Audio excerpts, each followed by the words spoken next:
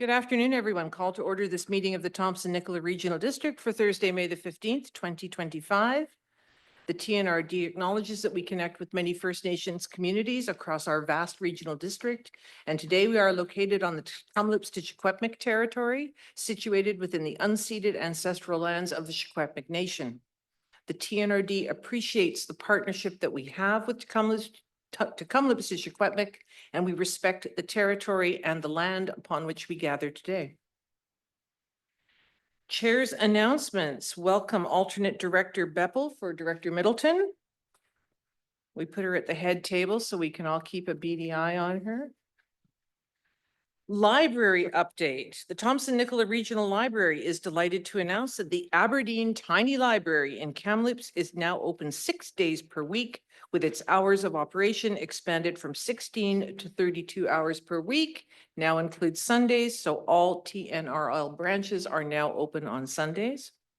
The changes were effective May 1st. Actually, no, they're not. The Kamloops libraries are all open on Sundays. The changes were effective May 1st. Please go to www.tnrl.ca to see more about the small but mighty tiny library. Just so the public and we all know, May 11th to 17th is Local Government Awareness Week, and it's a good time to highlight what it is that the TNRD actually does. Generally, we provide a smaller number of services across a huge area, nearly 45,000 square kilometers, and residents only pay taxes to the TNRD for services that they receive. For example, all TNRD residents pay for library service. Most pay for solid waste and recycling, except for Kamloops, which has its own solid waste service. Depending on where you live in the TNRD, you may also receive other services from the TNRD, including fire protection, water or sewer service, mosquito control, community parks, invasive plant management, community halls, cemeteries, street lighting, and much more. To learn more about what the TNRD does and where we do it, we encourage the public to go visit tnrd.ca, go to our social media pages, talk to your elected official, or pick up a copy of our annual report at our office, or you can read it online. The TNRD Accessibility Advisory Committee is reminding everyone about the annual Amazing Race to Inclusion, which is taking place on Friday, May 30th, starting at 9:30 a.m. at the Sandman Center here in Kamloops. This is hosted by the Speak Up Self-Advocacy Awareness Society, and the organizer is Justine Richmond, who is one of our Accessibility Committee members. This event pushes able-bodied people to experience some of the challenges that people with disabilities face every day. Teams race around downtown Kamloops and take turns experiencing life in a wheelchair, life without hands, and life without vision or with hearing impairment. For anyone interested, tickets for the Amazing Race to Inclusion are available online at Eventbrite. Moosehide campaign is today, May 15th. The Moosehide campaign began as a BC-born Indigenous-led grassroots movement to engage men and boys in ending violence towards women and children. It has since grown into a nationwide movement of Indigenous and non-Indigenous Canadians from local communities, First Nations, governments, schools, colleges and universities, police forces, and many other organizations, all of which are committed to taking action to end this violence.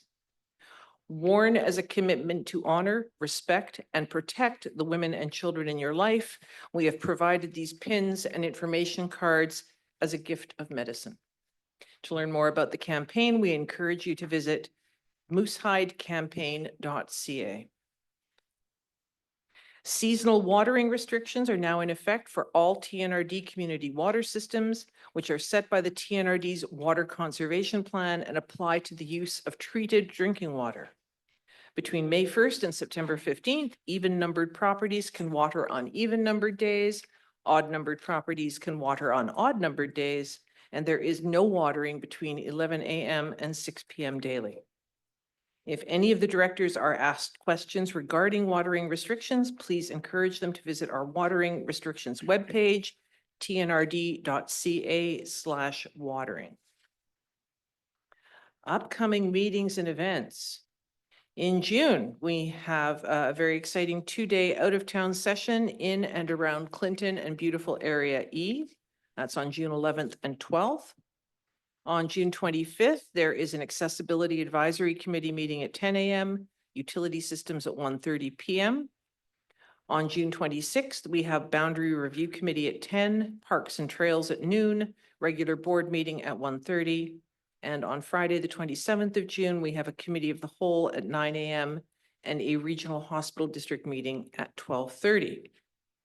Today in your blue folders, you will find regular mail, a copy of the 2024 annual report, and one letter which is going to be added under new business in the next item. In the event of an emergency, if the fire alarm sounds, please leave by the safest exit doors, either at the rear of the room or the main entrance. Go down the staircase, exit the building, and assemble in the staff car parking lot at the rear of the Paramount Theater. Do not run, do not use the elevators. If you have issues with mobility, please advise our corporate officer, Ms. Jeremiah. Thank you very much. We move on to item 4, additions to or deletions from the agenda. I do have correspondence to be added at the end for action. You will find a copy of the correspondence in question in your blue folder. Are there any other items to be added to or deleted from the agenda? No? Could I have a motion to accept the agenda as amended, please? Director Smith, thank you. Director Karpuk? All those in favor? None opposed? That's carried. We have the minutes of the regular board meeting from April the 17th. Move the minutes. That was Director Hall, second by Vice Chair Smith. Are there any errors or omissions? All those in favor? Anyone opposed? That is carried. Delegations. And is this the correct order? Forest Enhancement Society of BC first? No, we are flipping the delegations. We are going to start with 6.2, which now becomes 6.1. Valley Rail Technical and Economic Feasibility Research. We have Dr. Gordon Lovegrove and we have Don McGrath. I believe Ms. McGrath is here. And Dr. Lovegrove is joining us online. Some of you may know Dr. Lovegrove as a counselor for the city of Kelowna. Welcome. Thank and you. the floor is yours. Hi, good afternoon, and thank you for having us. For those that aren't familiar, I do live here in Kamloops up at the Sun Rivers Development Corp. I'm undertaking my PhD in civil engineering. I'll be the very first Indigenous woman in Canada to complete. That will be coming up next fall. I recognize some faces in the room. They've been longtime supporters of the work that we're undertaking, especially in our communities, knowing the limitations. Hydro Rail and Light Valley Rail has come more than just a concept. We've gone through and published some of the work that's been utilized through the UBC Research Group.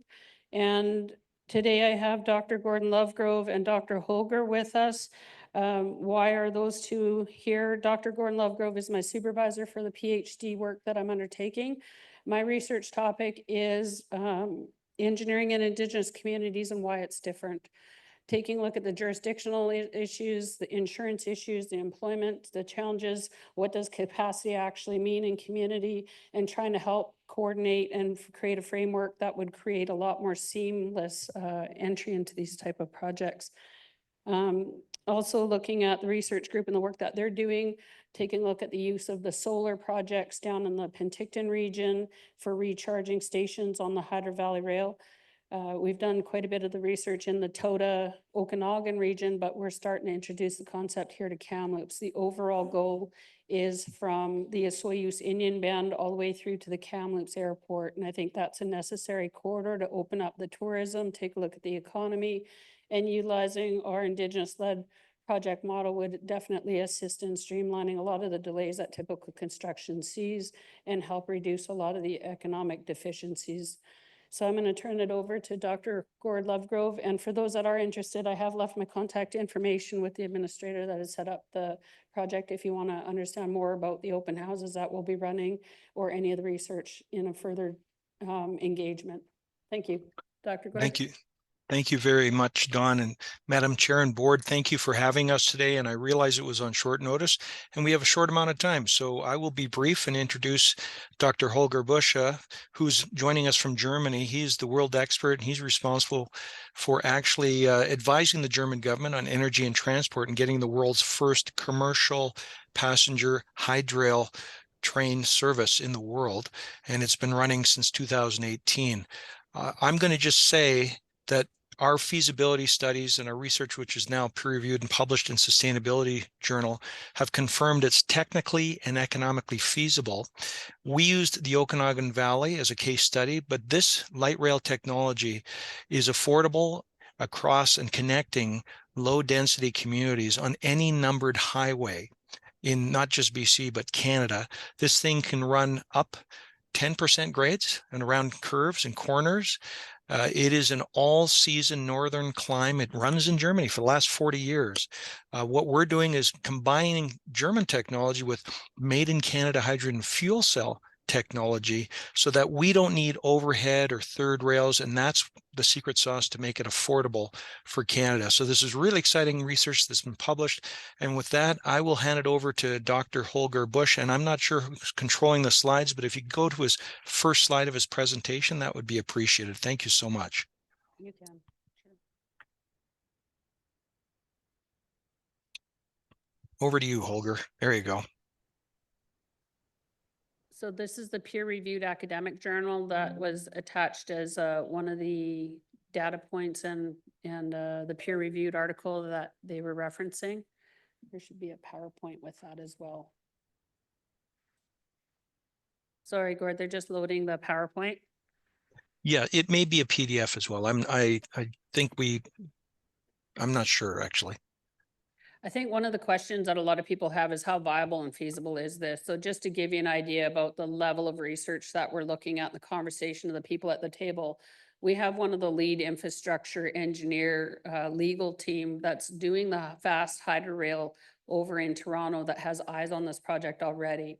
They're going through 41 Indigenous communities, so they're going to be very familiar with the hurdles, the bottlenecks, and how to make more efficient stops along the way. So I think primarily having them take the first crack at it back east is probably a benefit. And if we're looking at doing that out here out west, we have a lot more opportunity to do this. One of the benefits of this project is it actually embeds into the existing roadways.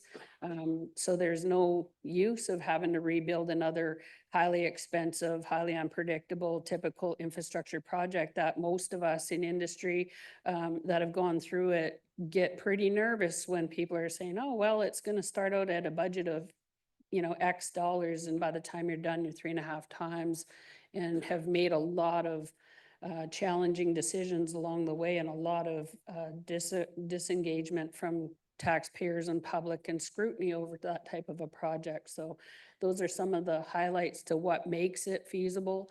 And coming from a small community, dollars matter, right? So we're very aware of that cost effectiveness and accountability back to community. So those being the driving factors behind Thanks, this. Don. Okay. It doesn't require property. It can run alongside or in the middle of highways. That's what the other thing that makes it affordable. Don, you're absolutely correct. And in fact, we've got numbers Dr. Holger Busch will present.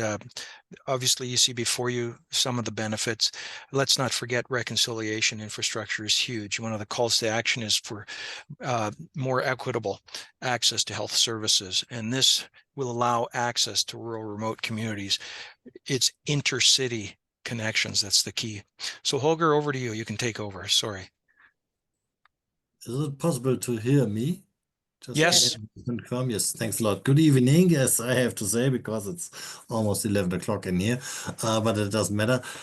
So good day. My name is Holger Busch. I'm was a scientific advisor to the North German Parliament for energy and transport issues.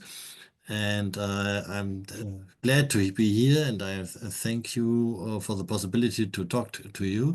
And I just want to show you some more information. If you go just one slide back, So the very first one, the title one, that shows the most important thing. You have all the technical data attached to the protocol that I've seen in the invitation, but you see it's all about people. You see about building cities. You have the possibility on a light rail system to include grass in the middle of the roads, so you can make your city being nicer.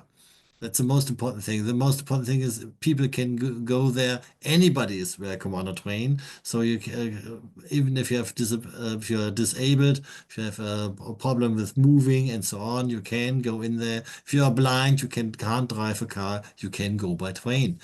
And it's always the discussion, should it be a bus or a train system? A train is much more reliable than a bus. And we had a study here in Kiel that shows up that the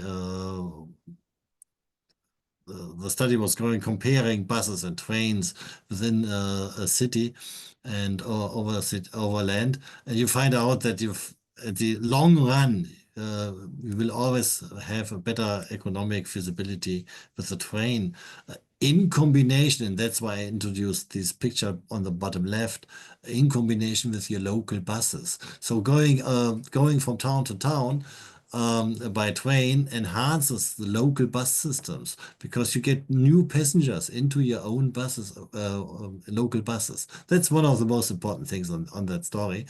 And if you now continue with the presentation, then you can find out that it's we already had this one.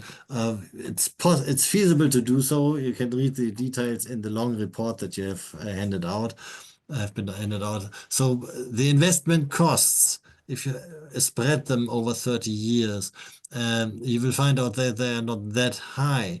And at the end of the day, it's something like 200 million in a year for the total whole valley, with 200,000 households and 3 million tourists per year. If you spread this out, that means something like in the order of a tank of fuel for your car per month that you have to save. And I'm pretty sure anyone who's got children carries his children more than a tank of gasoline in a car. So if your children are able to come home on their own and you don't have to drive them, I mean, that's not just a money issue, it's also an issue for mostly the woman, that they don't have to waste the time always to carry the children around. So listen to the female voice in this point. But it is possible to run the entire system on this amount. If everybody would buy such a ticket in the value of 85 Canadian dollars, which is almost 50, 60 liters of fuel or whatever, and you will find out this is absolutely economic, feasible, and you gain a lot of things, especially in lifetime and quality of life. So it could further reduce this amount by partners. So because if you have this train system in operation, it's much more interesting for tourists to come there, because I can show you some photos on my screen here, so it's much more relaxing if you go by train and visit the nature. And if the system is set up in a nice way, you can even get out at one station, walk through the nice nature, and get on into the train on a different station. If you go by car, you always have to return to your car. You walk the same way twice. Tourists doesn't like that much. So tourists love to go from one point to the other. And if you can get out from there, that's just perfect match. And developers, of course, I mean, it was always surprising to me how high can real estate values, if you want to buy an apartment or something, be. And Canada has the dramatic high numbers of costs for housing, which was surprising to me, but it is. And if you have a train system in operation, you can level this a bit more out, because somebody who's living in a not that expensive area is now able to participate into society something that we call in Germany mobility poverty. So even if you have a certain amount of money, if you can't get to the places where you want to go to cinema or the doctors or whatever shopping, you have you are some kind of poor, even if you have money. So this is, if you continue with the slide, you will find out that the chances, yes, you have to invest money, but you don't have to do it all in once if you don't want to.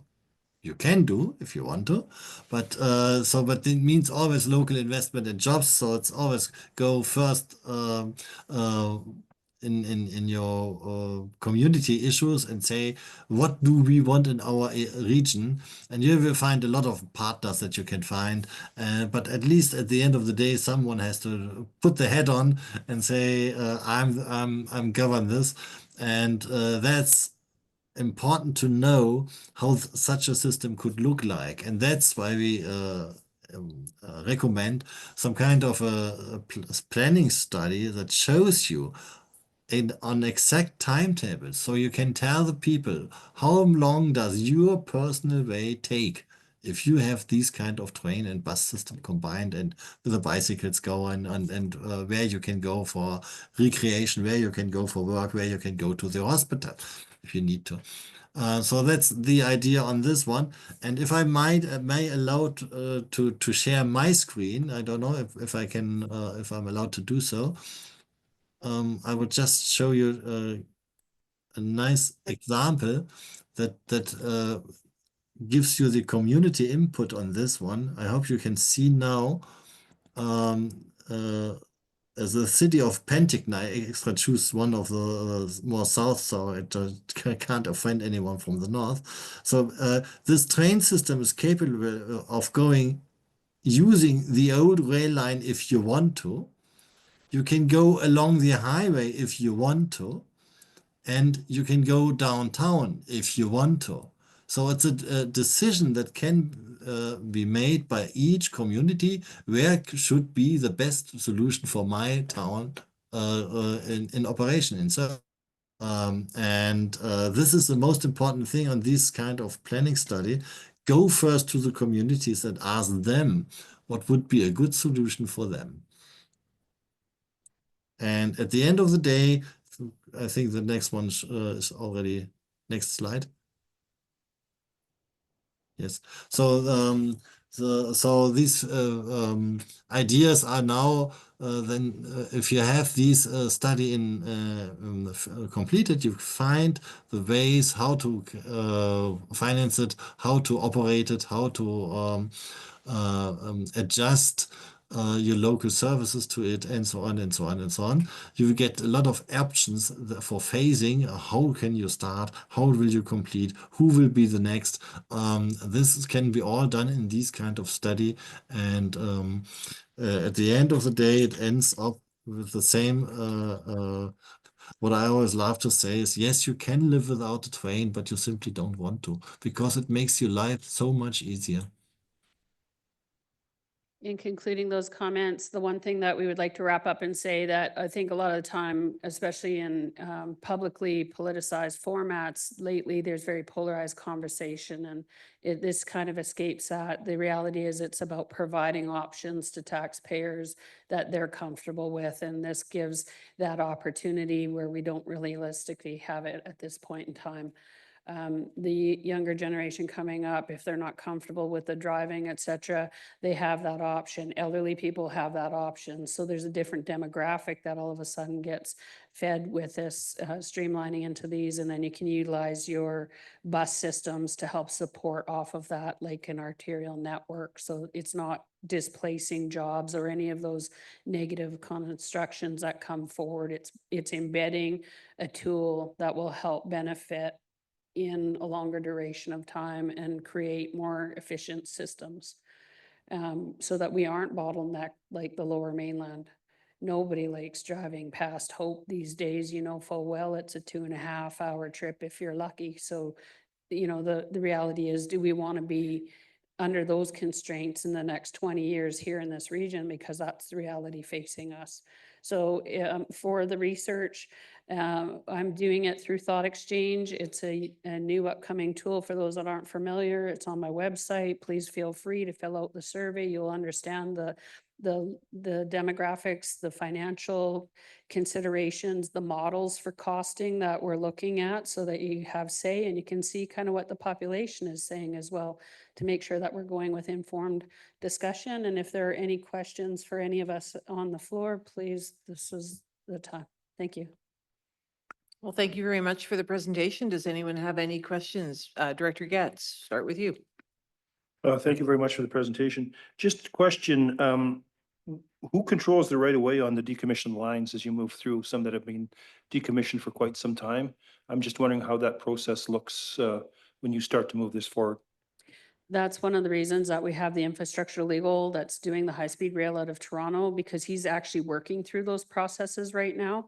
And those will be the learning outcomes that we're embedding into this project right off the hop, so that there is that early on conversation. We have met with some of the Indigenous communities down south, the Soyuz and West Bank, to make sure that they're informed of the conversation and that they're bringing up any kind of those effective, compounding effects that we run into when we're trying to put these projects through. Instead of it being a challenge to get over, there's some alignment that could take place early on to help push that through.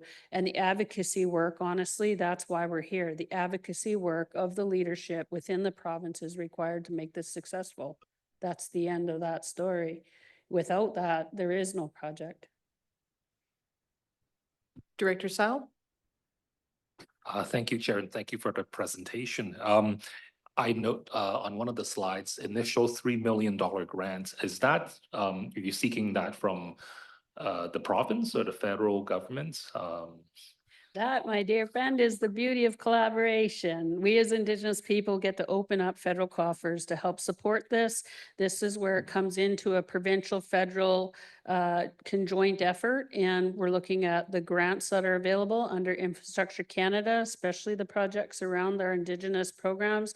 The federal government has allotted a lot of money set aside for it, but there's really no plan in place. So if we can take that opportunity and capitalize to get the 3 million planning, that scope of work covers us from a Soyuz to Kamloops. Thank you. And supplement to that, I suppose if we can offer letters of support from as a board, would a chair, would be for this further discussion at the next meeting? Okay, thank you.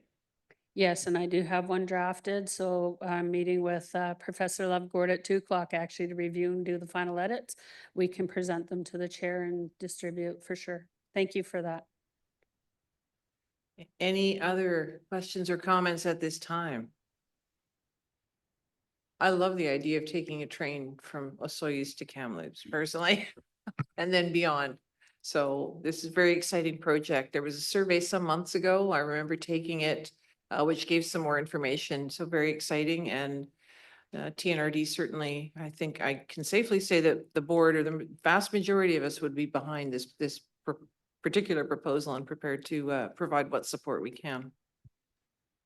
Perfect. And Thank any you. other questions?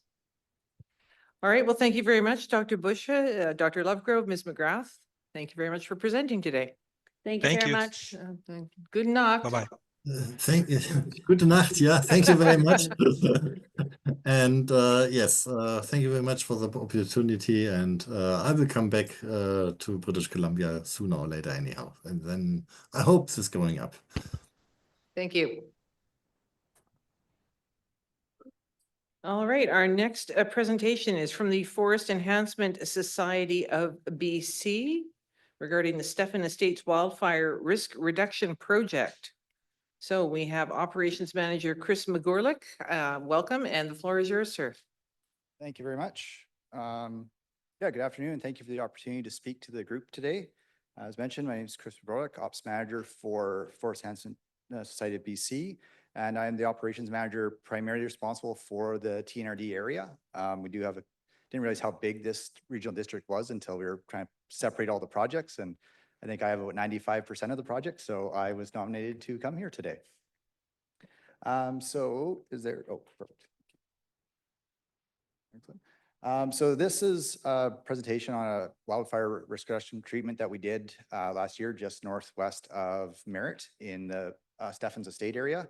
It was intended to be a follow-up to a press release and video that we were releasing on this project that was supposed to have come out on Tuesday, but is now coming out next Tuesday.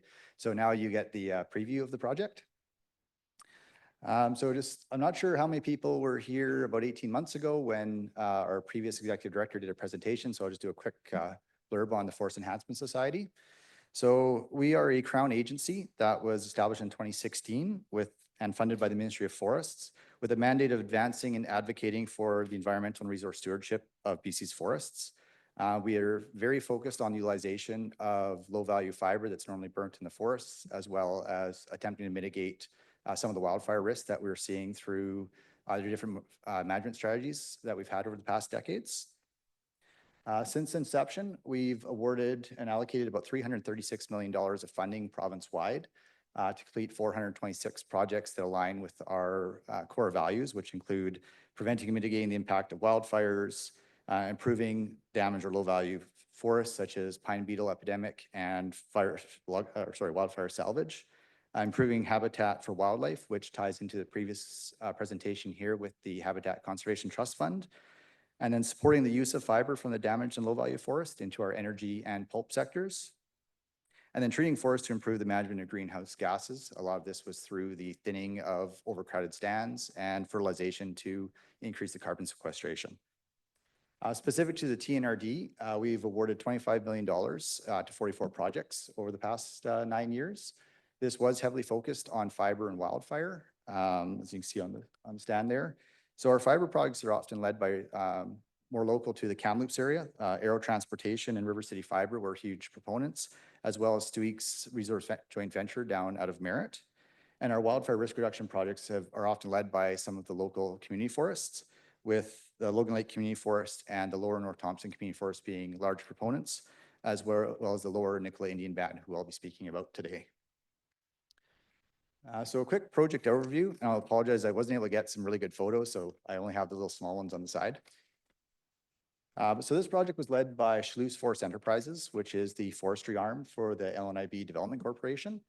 It had three primary phases. The first one was completing prescriptions on post-harvest fuel reduction treatments of selectively harvested stands that the LNIB had done in 2021. Following that was actually completing those treatments to reduce that fuel load. And then in conjunction with this was looking at all the areas around this area that was not harvested, wasn't economical, but still had a very high fuel risk. The photo to the left is an example of what these untreated areas look like. And as you can imagine, very dense stands, lots of fuel in the ground. If a fire were to get in there, this would be basically where you step back and try and find somewhere more defensible. And the intention of these treatments is to improve the ability of us and BC Wildfire Service to address fires in these kind of areas.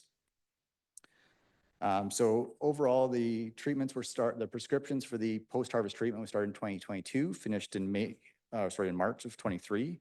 And then that was followed up shortly by the actual treatments. And while this was all going on, we were working on the prescriptions in the adjacent areas. Those were completed in March of 2024. This is an overview of the operating area. So this is about 12 minutes northwest of Merritt along the Mammoth Lake Road. The map on the left shows the selectively harvested areas that the LNIB DC did their harvesting in.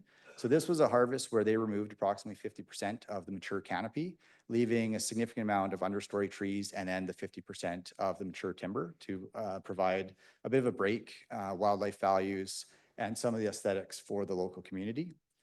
Just to the south is where the Mammoth IR1, which was one of the motivating factors for the band to take the leadership on this project. And to the north is the Stephens Estates or 8 Mile subdivision. And the map on the right, the dark red shows the areas that were looked at for future prescriptions and treatment. It totaled 196 hectares that was recce'd, and prescriptions were completed on for, I believe, 188 hectares for future treatment. So coming out of this, we ended up with completing, as I mentioned, 188 hectares of treatment for future, or prescriptions for future treatment. We completed the 68.6 hectares of the post-harvest fuel reduction. As part of that process, they removed about 50% of the understory trees that were left. This is intended to reduce the ability of a ground fire to get up into the canopy of the larger trees, creating the crown fires, which is what you see in the news, that once it gets up there, it is very hard to control. And by having that open canopy, it helps if a larger fire comes in from a different direction, it helps direct the fire onto the ground to try and reduce the intensity and give BCWS and the local fire departments a better opportunity to fight them. And as part of this, they also pruned all the mature trees that were left to a height of 3 meters. This again, in order to address the chance of those flames laddering up into the canopy and spreading faster. And then a huge part of the post-harvest is, as part of a regular harvesting obligation, the fuel removal and wildfire abatement requirements of forestry is generally around that 15 to 20 tons is allowed to be left. What Chaloux did here was they knocked that down to about 4 hectares, which is pretty close to vacuuming up all the twigs.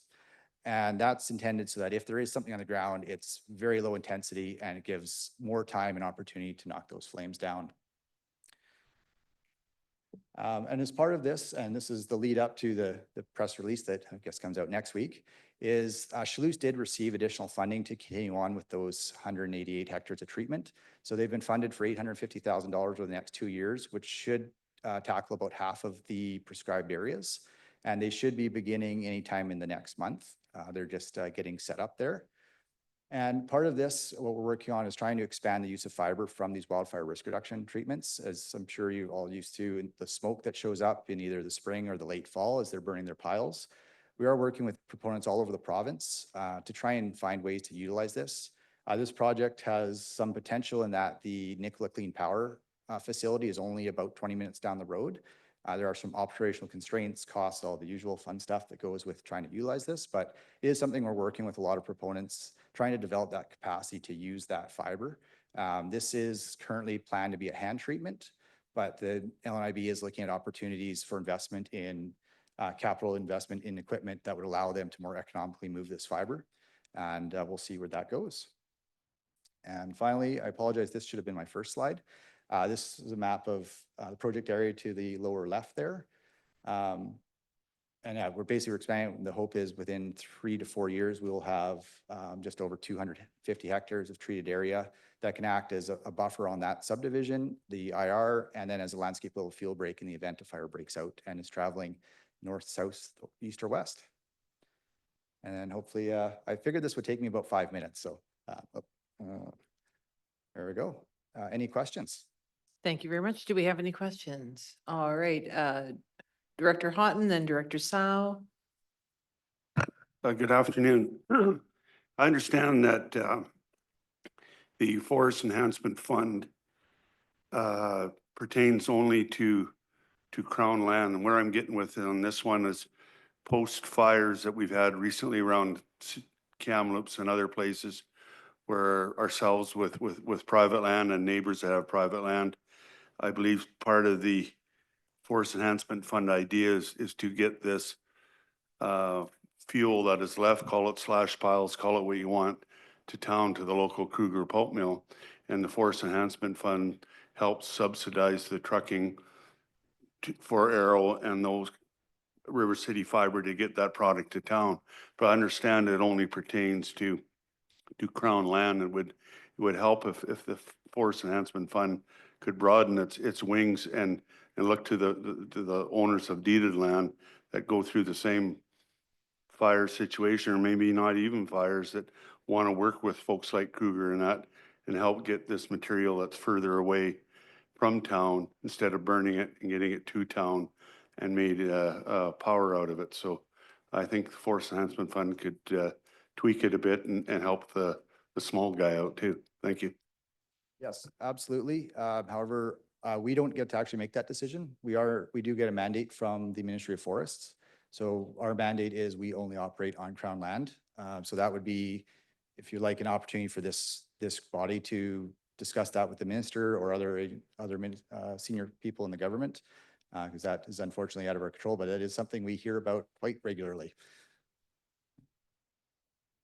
Director Tsao? Thank you very much for the presentation. Just wondering, how does one get a project initiated, like in electoral areas? Or what is the criteria that the Forest Enhancement Society take into account when they, where the trees and stuff? Thank you. Yeah, absolutely. So we are a proponent-driven organization. So we don't actually go to groups or individuals saying this would be a great idea. You guys should go and do it. Basically, since inception, there's been enough interest through local nations, community forests, some organizations such as Aero Transportation or City Fiber or Stu Weeks and such, where they'll bring the projects forward. We have, depending on what our mandate is and what our intake is, we'll have different criteria that we'll be looking at. Obviously, value for dollar is a huge one. On the wildfire side, we are looking for support from BC Wildfire Service, the local districts, Crown Land Wildfire Group, where is in the wildland urban interface, what their rankings are, First Nation involvement. It's about a 3-page list, but we do a fairly exhaustive attempt to try and separate and prioritize so we're getting the most value for our dollar and addressing the highest concerns. It's never perfect. It's an always ongoing process to try and improve it. But basically it's open to anybody on Crown land as long as you are a business or a registered society. So an individual couldn't apply, but they could have a group that they're working with. Trying to think of some good examples here, but we have we're doing work on the egress route from Silver Star, for example. That's put forward by the Silver Star Property Owners Association. It's in conjunction with the Crown Land WR group with the Okanagan District. We had a lot of type of projects without that crossover, but in general, we have seen it from community forest and First Nations are probably about 70% of our proponents. And they've definitely very interested in taking a leadership role in getting a lot of this work done. But otherwise, I'd suggest go to our website, www.fesbc.ca, and our funding opportunities and all the criteria are there. Director Blackwell? Yeah, thank you for the presentation. Just for clarification, Crown Land also includes provincial parks, Yes. and you've done. I'm pretty sure you did North Thompson Provincial Park in We've done a Clearwater. couple of parks. Usually we'll get an application from BC Parks and they'll take the lead. But we've also got applications from local nations that will do work on behalf of parks. So, yeah. Okay, thank you. Alternate Director Bevel? Thank you. Today, the provincial government announced a new forestry board or committee, the Provincial Forest Advisory Council, which is to look across the entire province in terms of strengthening forestry. And when I read the press release, it talks about strengthening communities. There's no local government representation on that committee. There is the Forest Enhancement Society is on that committee. How does your society get input from the local governments that you serve? And I guess as an extension, how do you think local governments would interact with this new Provincial Forest Advisory Council? So we'll start with the easier question, I think. As far as how we interact with local government, it's something we are working to strengthen, try and do more delegations. A lot of this we do put on our proponents. Historically, we're a very small organization. We generally have only had 4 to 5 people. So that's where we will rely on the proponent-led initiatives. When we're talking with our proponents on the projects, we do ask what engagement they've done with the local nations, the local government. That's why we're tying the government, the fire centers, and we try and expand out through the proponent because our goal is ultimately we're a funding agency, but we are trying to have the proponents take the lead because we're not necessarily in a position where we can address local issues simply because up until last spring, there was only 2 of us for the province. So I will freely admit I'm not really well versed in the local concerns of the vast majority of the areas I was working in at that time. So we do put down the proponent, we keep in touch. We are trying to change some of our criteria to bring in more of that local involvement. But it's, as I said, all of our processes, they're continuously developing and we're trying to improve them. This has been identified as something that was on the weaker end for what we've been doing historically. So we are trying to work on more outreach. We do have our communications group led by Amplify Consulting in town here that they do a lot of that communications outreach on our behalf. And that's where they've got lots of ideas that we need to kind of figure out the best way to move forward with that. So it's developing, I guess would be the best way to put it. As far as the new committee, I'm a little bit embarrassed to say I don't know anything about that. I didn't see it in the news when I read this morning, and I'm assuming our executive director is on it, and he hasn't mentioned that to us. So so I couldn't really even speak to that about the best way that it can engage, but I have some serious reading to do as soon as I leave. Director Blackwell, did you have a supplemental? Okay. Anyone else have any questions? No. All right. Well, thank you very much for the Thank you presentation for your today. time. Have a great afternoon. Thank you, you too.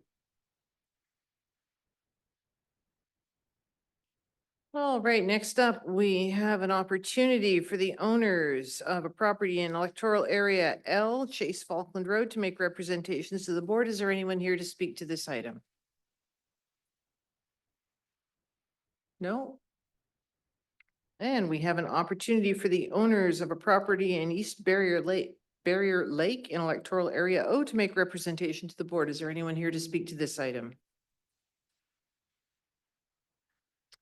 No. All right, we move on to item 7.1, building infraction, Chase Falkland Road in electoral area L. We have a staff recommendation. Director Thorpe, seconded by Director O'Connor. Any discussion on this item? Questions or comments? All those in favor? Anyone opposed? That is carried. Item 7.2, building infraction, East Barrier Lake. We have a recommendation.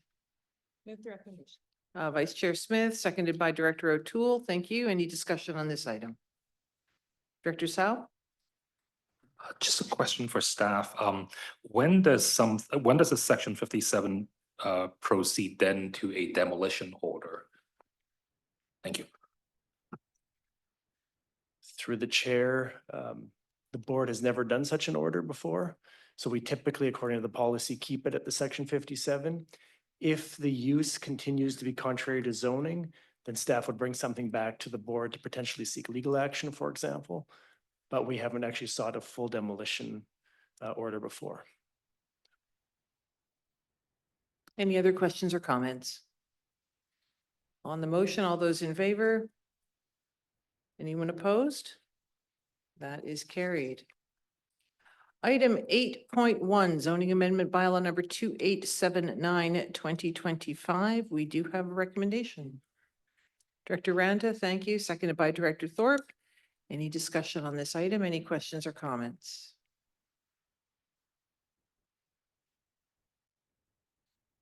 No questions. Thank you for the very comprehensive report detailing the rationale behind all the changes. Any other questions, comments? On the motion, then all those in favor? Anyone opposed? That is carried. Item 8.2, we have fire protection local service establishment amendment bylaw. We do have a recommendation.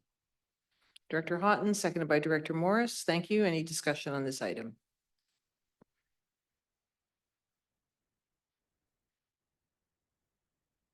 Any discussion, questions, comments? All right, on the question then, all those in favor? Is anyone opposed? That is carried.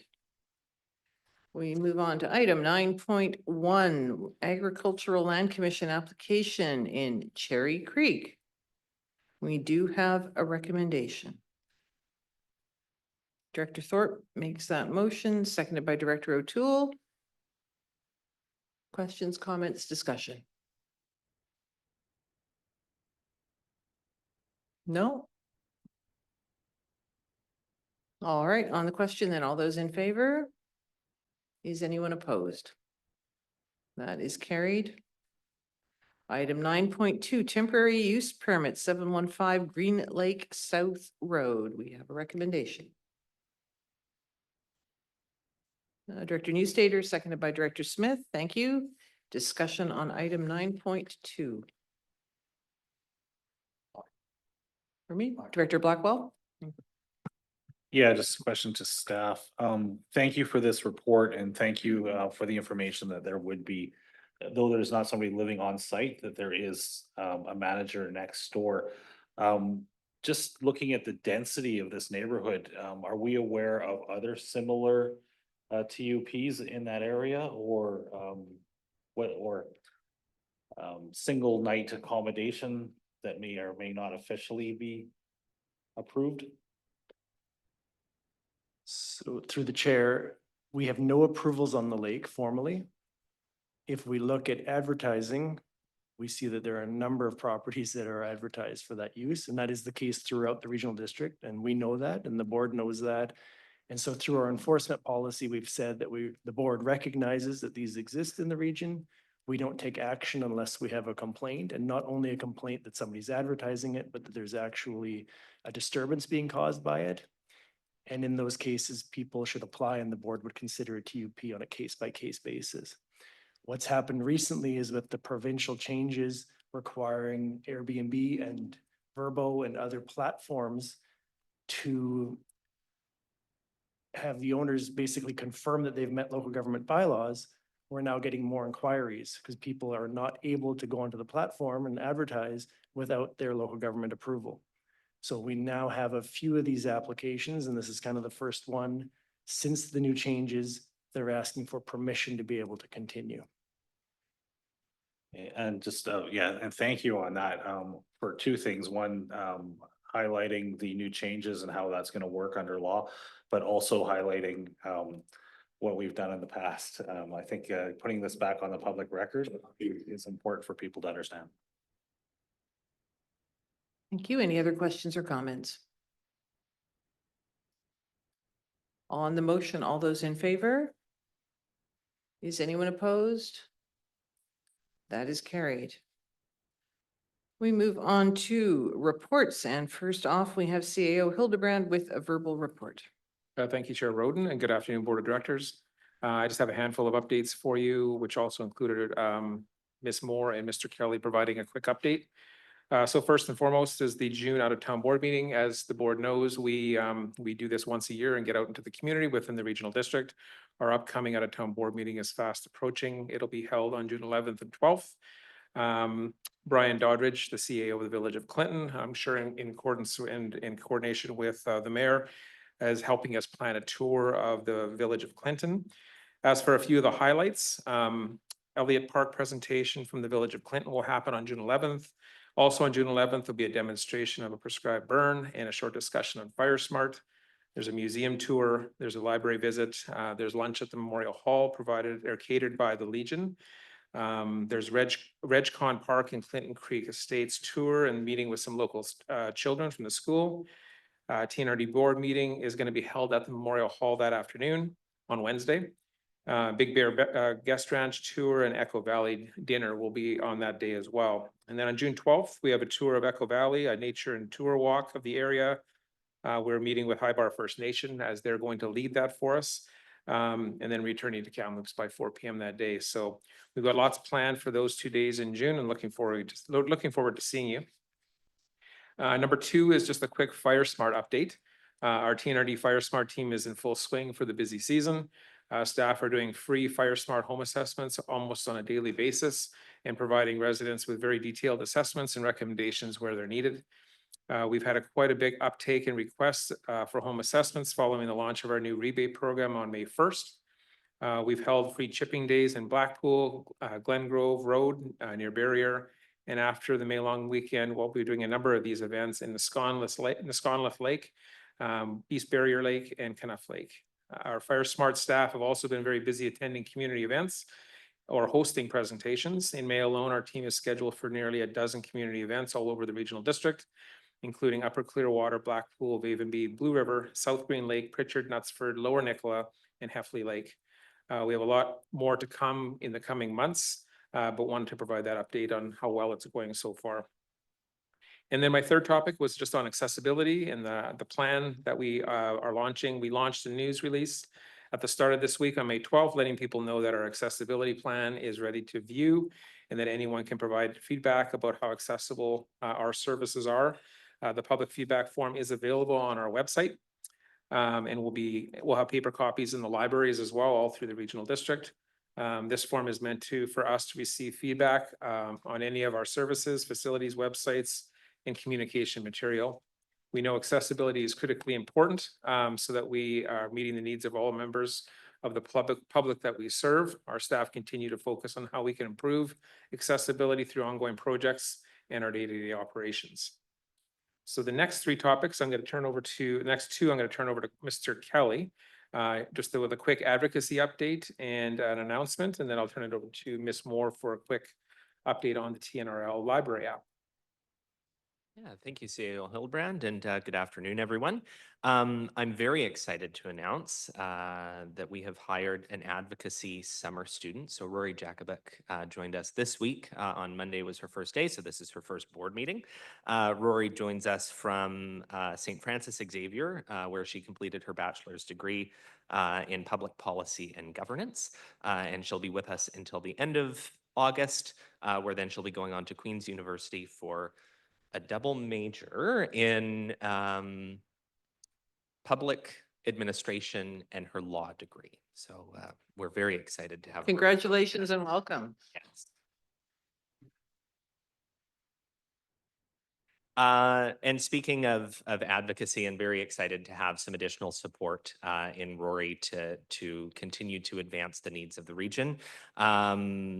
To date, and just a bit of an update for the board, and certainly working on having a bit of a tracker the way that you see in our annual reports, based off of, where things are at and what we're advocating for. But there are 5 board-endorsed advocacy priorities that we continue to advance.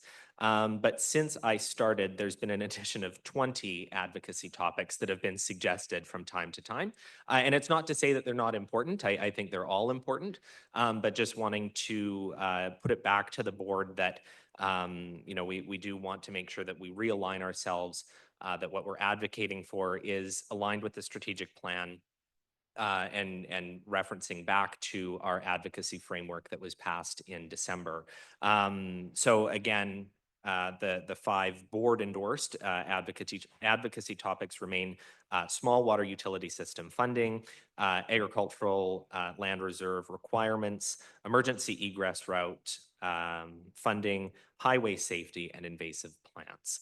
And always happy to work with directors. And I think that there's a lot of really good examples of things that are one-off, that we're happy to work with you on and try to get that over the finish line through our staff connections.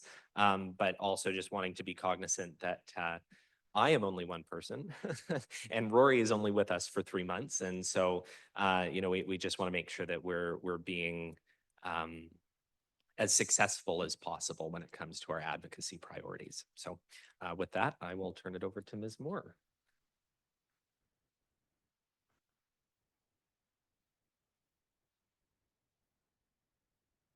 Thank you, Board Chair and TNRD Board. And I think CAO Hildebrand gave an excellent segue when he was talking about accessibility. And what I'm about to show you, I think shows terrific promise for us in extending our reach and putting our library services right at hand on our phones. So Justin, could you please advance the first slide? Super. So here we are. We are introducing our library app. It will be going live to the public on Tuesday. So that's fantastic news. It's been tested for the last number of months through our library staff. And we can probably go to the next slide too. Super. So here it is. So what the app does, it enables patrons to place holds and renew items just right on that phone. Search the catalog. And for those of you that regularly patronize bookstores, you'll be able to actually even have a look at the ISBNs on books and check directly into our library catalog whether we have the books on hand. So I think that's a really interesting feature. Our events and programs are front and center. And just all of our information and the highest used features within our library website are front and center there. So we're very excited about that. As well, in the next few months, we will find that our holds notifications will come forward. So for those of you that regularly place holds on items, perhaps if you want to bring something from Kamloops out to one of the community libraries, perhaps Cache Creek, you'll receive a notification right to your telephone notifying you that your hold is available. And last on this is that into the future, we anticipate that we'll be able to use these little phones with the app to check out library materials as well. So I think that this is a really terrific step forward. And just before I leave off here, I want to acknowledge the contributions of my colleagues, Jenny Abramczyk, who's our Manager of Discovery and Support Services, together with Emily Olson, who's our Coordinator of e-library and collections, have brought this project to fruition, and I'm thankful for their efforts on behalf of our libraries and our patrons. There's a little bit of information that's available in your folders as well. Do you have any questions? Any questions? Director Lepso. So it's not directly a question, but it just so happens the godfather of the library system, Roger Bain, it's his 95th birthday today. Well, that is indeed a terrific coincidence. And if you are in contact with the former library director, please send us our warmest regards. Also, I note that in the Ashcroft Journal from 50 years ago, May 14th, 1975, front page picture of then Ashcroft Mayor Mike Euchin using a shovel to take the first spadeful of dirt out of the location of the new Ashcroft Library at the corner of 2nd and Brink Street. This will be a magnificent addition to the town, my predecessor at the Journal noted 50 years ago. So that was what was making news in Ashcroft in May 1975, the new library. My gosh, thank you for bringing that one forward as well, Chair Roden. And there are a lot of people in Ashcroft who can remember when that event happened.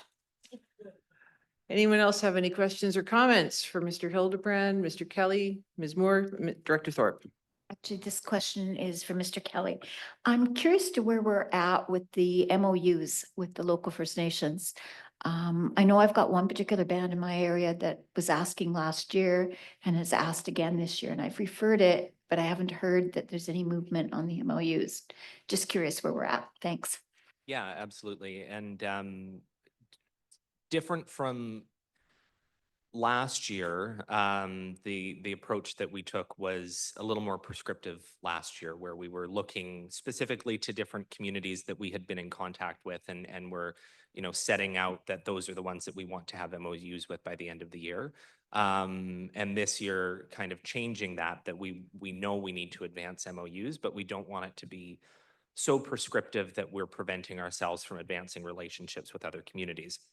What I can say is that next week we'll be meeting with Nisconlith Indian Band to discuss an MOU with that community.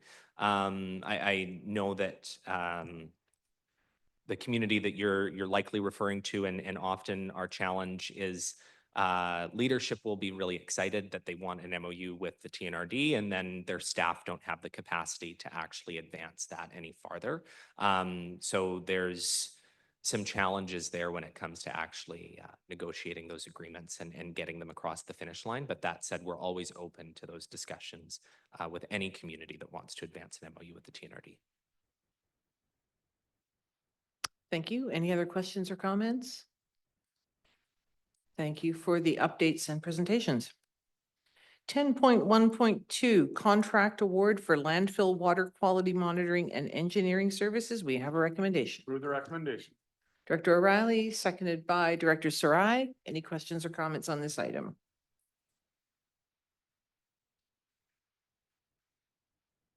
Questions, comments? Seeing no hands, all those in favor?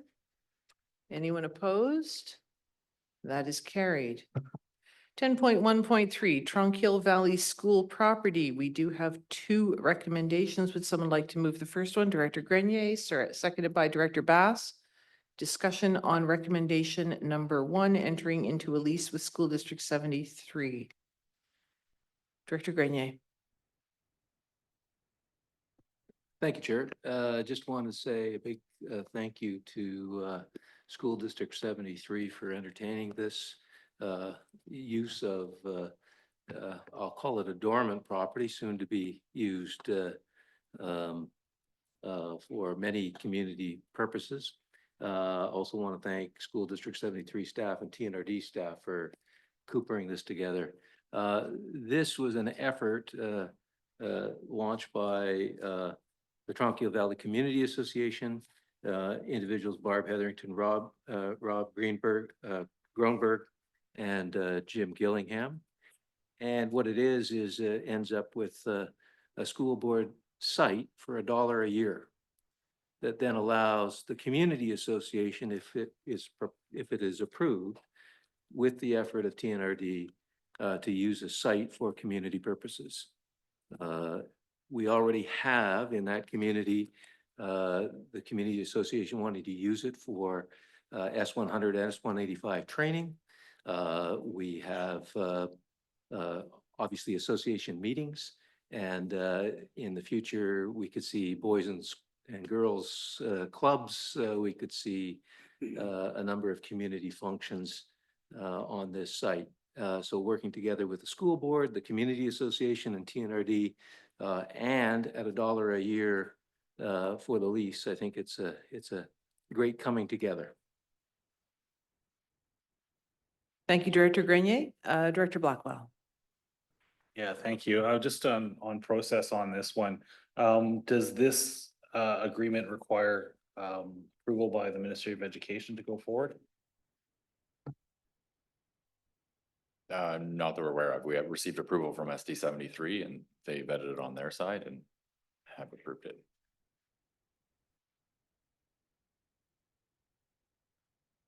My understanding is that lease arrangements can be made with the school district. If they want to sell the property, that's when the Ministry of Education steps in with their heavy hand and weighs in. All right, any more discussion on recommendation 1? All those in favor? Anyone opposed? That is carried. We have recommendation 2.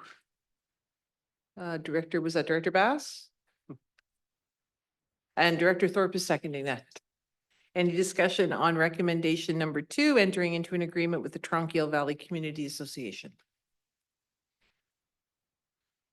No questions or comments? All those in favor? Anyone opposed? That is carried. 10.1.4 Spring 2025 Search and Rescue Grant Applications. We have a recommendation. Director O'Reilly, seconded by Vice Chair Smith. Discussion? No questions or comments? All those in favor? Anyone opposed?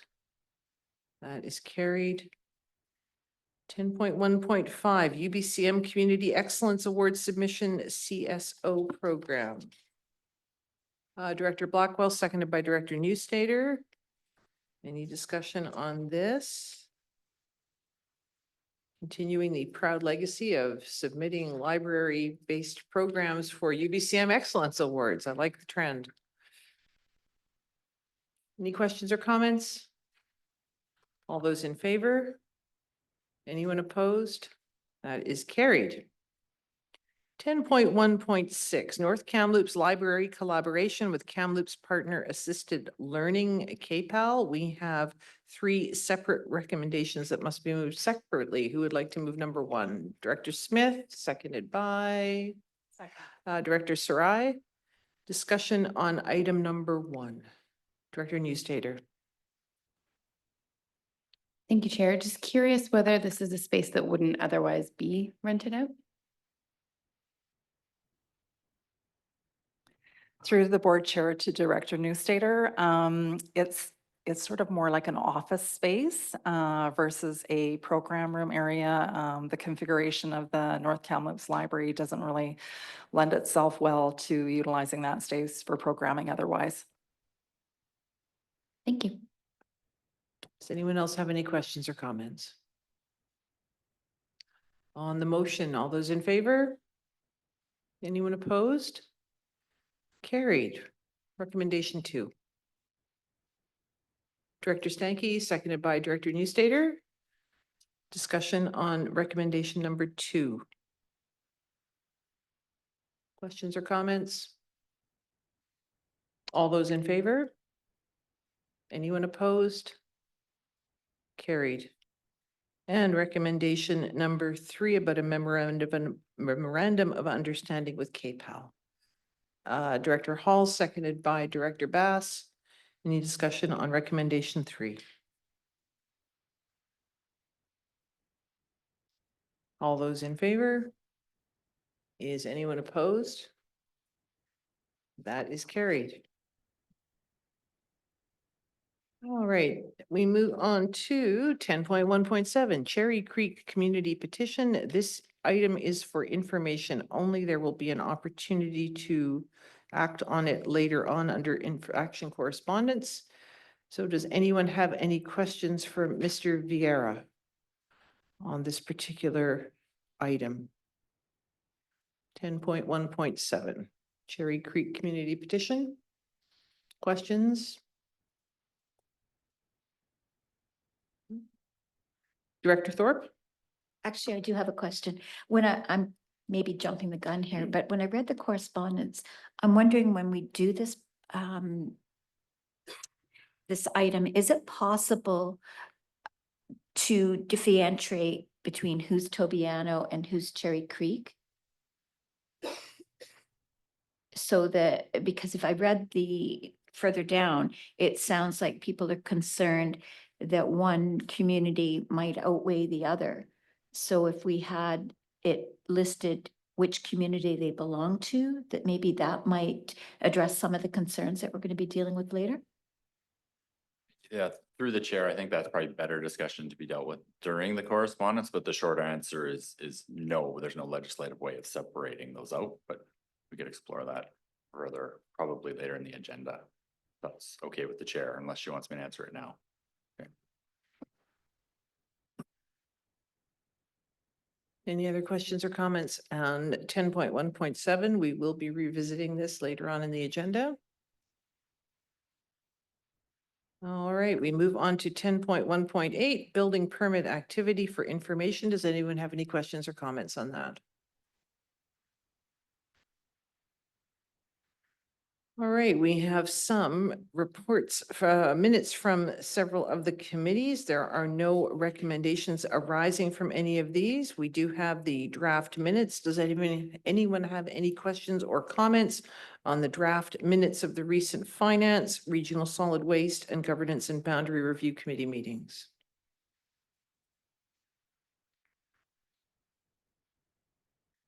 No questions or comments?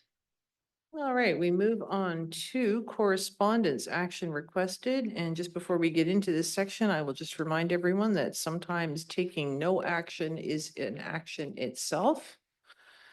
Item number 12.1.1, Kamloops Cancer Care Center redesign. We do have a request from local MLAs.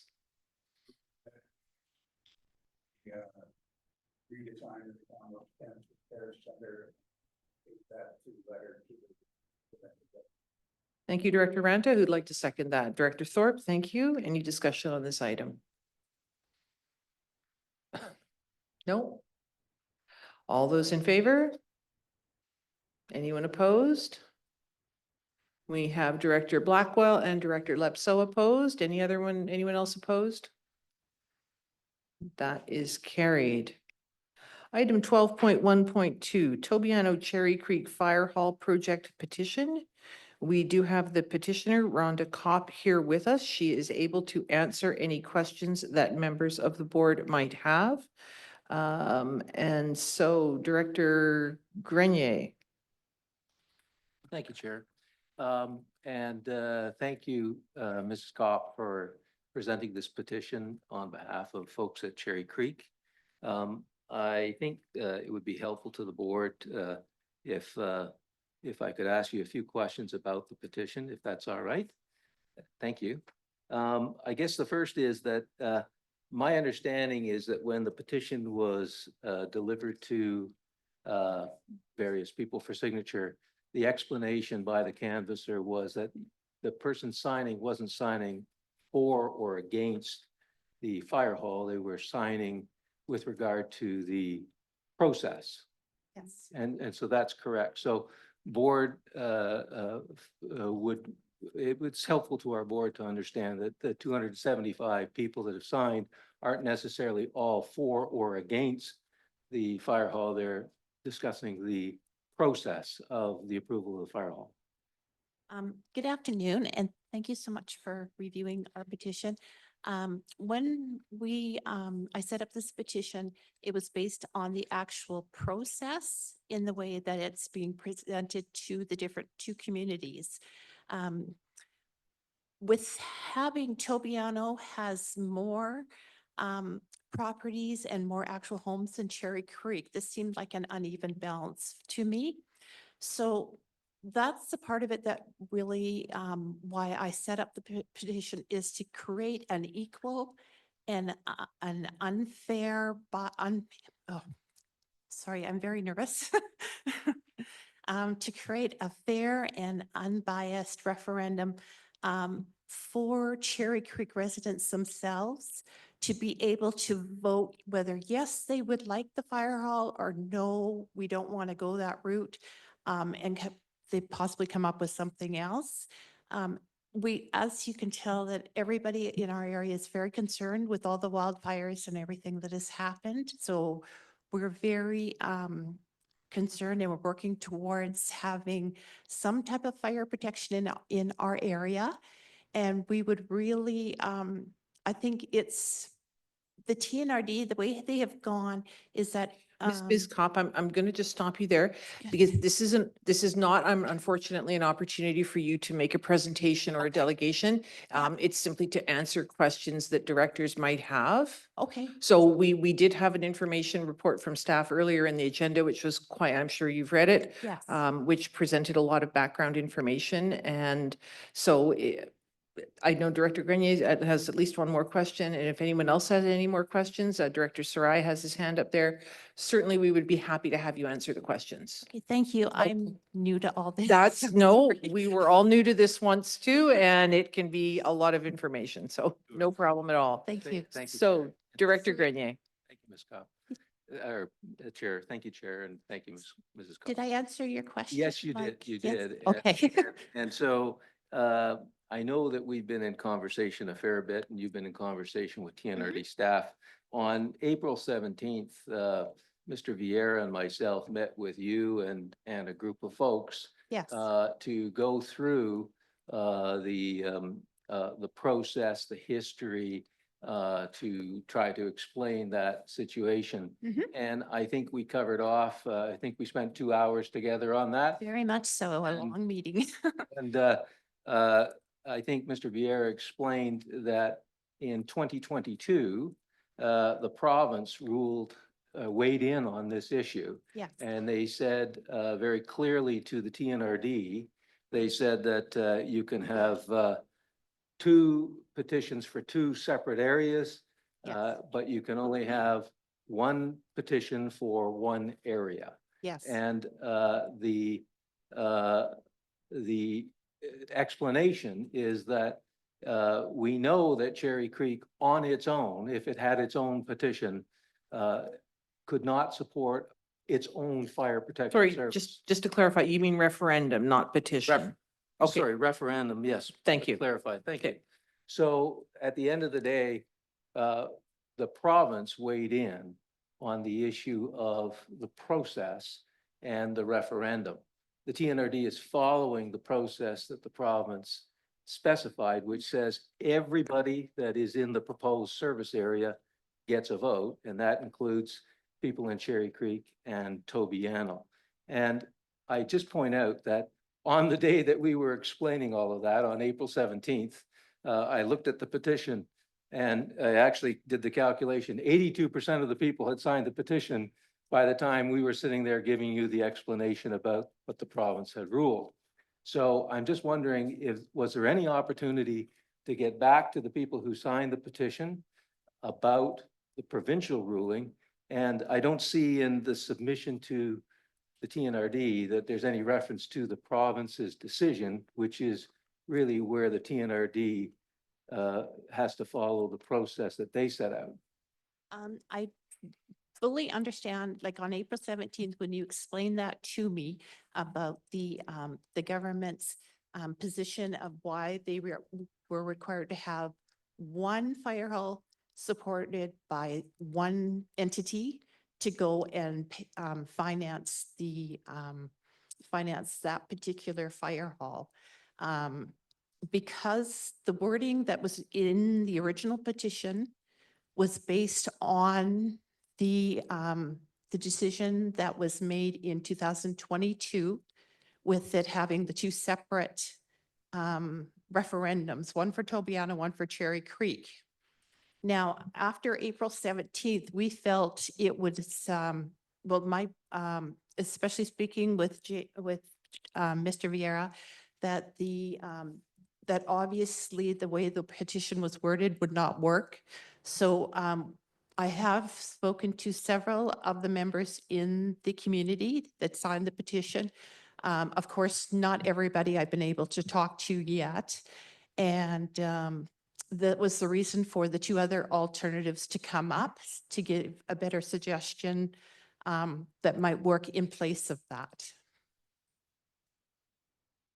And then just finally, one last question.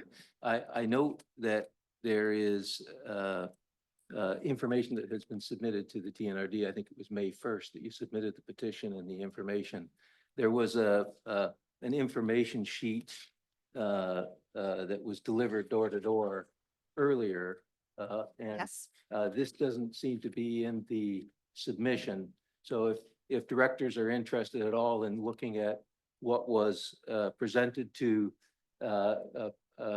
people to ask them to sign. Yes. This information is additional information that directors can consider if they care to.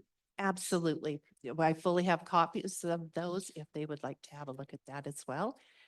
And yeah. Okay, those are my questions. Thank you. And Director Sarai. Thank you, Madam Chair. Thank you for being here and Thank you. getting through the nervousness. I just have, and I have some friends that live in Cherry Creek, and their question to me, and I was trying to clarify them. Hopefully I can get it today. Because Tobiano has a higher number of residents, like you mentioned earlier, Yes. and the assessed value of those houses are probably more than residents in Cherry Creek, they're actually going to be paying more for this fire service that'll assist both communities. So that's where I think there's some misinformation that is happening in Cherry Creek, where it's not because they've got more numbers, they're going to outvote us. They're actually going to be paying for more, and that's not being that conversation not being had at the doorstep in Cherry Creek, and I think that needs to happen. That the fire hall is going to benefit both communities, but Tobiano residents are going to be paying more for it because of the resident amount of numbers and the amount of their assessed value. So I'm just wondering, is that something that you have shared or you will be sharing? Because I think that needs to be fairly shared with all residents. Absolutely. With that,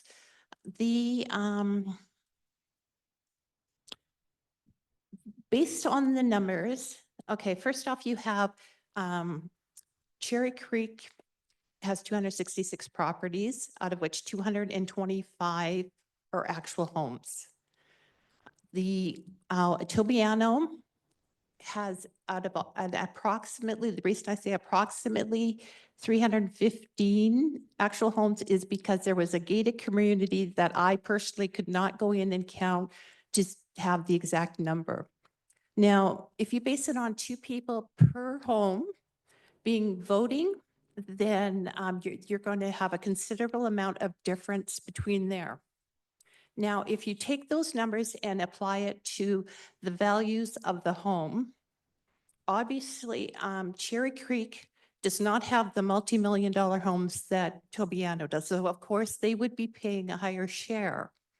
However, going around and talking to everybody in Cherry Creek and meeting the locals, a lot of these people are just, they live like in some of them, how do you put this? They live in a definitely lower level of economy than at Cherry Creek does. And if this Firehall ends up going through, they are not going to be able to afford the extra taxes because of course they obviously wouldn't have fire insurance and they're going to end up selling to developers. And it would be end up gradually, if we don't stand up for Cherry Creek now as a community, is down the road, we are going to see Cherry Creek properties first divided, taking I have 20 acres. First, it would be developed, say, by divided by into 10-acre lots, and then 5, and gradually it will end up like closer to what Tobiano is. And the people in Cherry Creek with the 225 homes, they want to be able to have our community as a separate entity from Tobiano. I mean, they feel that going into this vote that's very biased and unfair just by the numbers alone is causing a lot of anger. The 66% of these people who signed our petition were very angry and, yeah. Madam Chair, just supplemental. Yes, go ahead. I guess my last question, and since you're leading the petition, Mhm. would Cherry Creek not benefit from having a fire hall that is paid for by extra residents from Tobiano than Cherry Creek going on it by itself? So when you talk about economic hardship on your residents, how hard would it be when you have to do your own fire hall? You would be paying even more because you're doing it one-off. I'm just struggling with that piece, and you can answer that, and then I think we can move on. Thank you. Yeah. Like the TNRD is pushing through this $3 million fire hall, all right? They're going to be having a truck still in Tobiano. Now, Cherry Creek is a community, only, I'm guessing approximately 2/3 would actually benefit from the fire hall because of distance to begin with. A lot of them are out of the 8-kilometer range. I mean, my property alone is like over the hill is 1 kilometer from where the proposed fire hall site is. But if you count the distance to go around to our place, it's 9.2 kilometers. So we may see a discount in our fire insurance coverage, but you have a third of Cherry Creek that's not going to be able to benefit from this. And what I've heard from others going around, the residents have suggested that we do a separate referendum for ourselves, and we decide what level of fire protection service we would like in our community. It doesn't have to be a $3 million fire hall. Okay. Thank you. I have Director Blackwell, Alternate Director Beppel, and Director Smith. And Director Haughton. Director Blackwell, you're next. Yeah, thank you. This is to staff, actually. Do we have a cost per 100,000 estimate on what this is going to cost for taxation for assessment? Yeah, cost per 100,000 estimate is 1.14 per thousand or $114 per 100,000. Thank you. Alternate Director Beppel. That was essentially the same question I had. So I would guess maybe property values are comparable to the city of Kamloops. So for a $500,000 property, you would be looking at a cost of $500 a year or so. Would that be about correct? Yeah, the average home assessment in the entire proposed service area, which is all of Cherry Creek and Tobiano, is 800,000. So that works out to $960 something a year. For the fire protection service, the average cost, if you break out Cherry Creek separately, the average home value was 560,000, so about $600 per year for the fire protection service. And just to give the board some context, the TNRD Fire Protection Service tax rates range from about 50 cents per thousand up to $1.50 per thousand. So this is right in the realm of what fire protection services cost within the TNRD. Obviously, it's up to the residents of whether or not they support it through the process that the board's adopted. Excuse me, may I make a comment on that? Technically, no, I'm afraid we can ask you questions, but this is not for you to make a presentation or a delegation. Okay, I'm just saying that the $1.14 is $1.30 on the actual referendum question. Okay, thank you. I have Director Smith, Director Haughton, and then Director Grenier. Director Smith. Thank you, Chair. I'm just wondering if you have some sort of a feel, and obviously you've talked to a lot of residents and you're one of them. If for some reason the referendum does get split up or whatever, Cherry Creek decides to go on their own, is there a plan in place to have no fire protection? Because that's what it would probably look like for the first little while, I would think. Yeah, actually, we are in the some of us are in the process of looking into taking the first responders course, and we're also looking into the wildfire, especially because it was so close to us there. And so we really want to push the Fire Smart program as well. And so we figure we've got to start somewhere, and that's what we're doing. Supplemental. Is there a feeling within the Cherry Creek community that the fire hall, if the fire hall was in Tobiano, that you would not be covered properly or like efficiently? Is that, I mean, is that what's driving, other than the cost? I know the cost is a big deal, but is there a feeling that if something happened or it became cost effective, that you would be still being covered properly from Tobiano, or do you feel that you're out of the district? Okay, first off, this proposed site is right now at the corner of Buckhorn and Gardy. It's approximately, say, 1 kilometer off the highway. It wouldn't cover 8 kilometers, only puts you about 2/3 of the way towards the east end of Cherry Creek. It would cover all of Tobiano to the other way. So if they moved the fire hall to Tobiano, it would be even less people would be covered. Yeah. Director Haughton. Thank you, Madam Chair, and thank you, ma'am, for your petition. Since I know a lot of you out there in Cherry Creekville, this is kind of hitting home, but I really hope that you folks take a long, hard look of the opportunity of fire service. And I know you mentioned the level of fire service. I know we at the TNRD have one level of fire service, and that's a certain type of hall with certain type of training, certain type of gear, and certain type of equipment. And that's what would be in at the location at Cherry Creek. And I don't want to see you folks miss an opportunity, because I don't know when this will come again. If the other folks down the road go ahead and get their own fire hall, that'll put you to a lesser extent of having a proper, I'd love to see you covered with proper fire protection as we're going through now in Monty Creek and Pritchard, trying to get those covered at an affordable rate. So I just hope that you get good coverage. That's all. Don't miss an opportunity. Thank you, Director Haughton. I've got Director Grenier, Director Tsao, and all right, Director Grenier, Director Tsao, Director Goetz. Thank you, Chair. Mrs. Kopp, you raised an excellent point about affordability for people who may be stressed about this thing.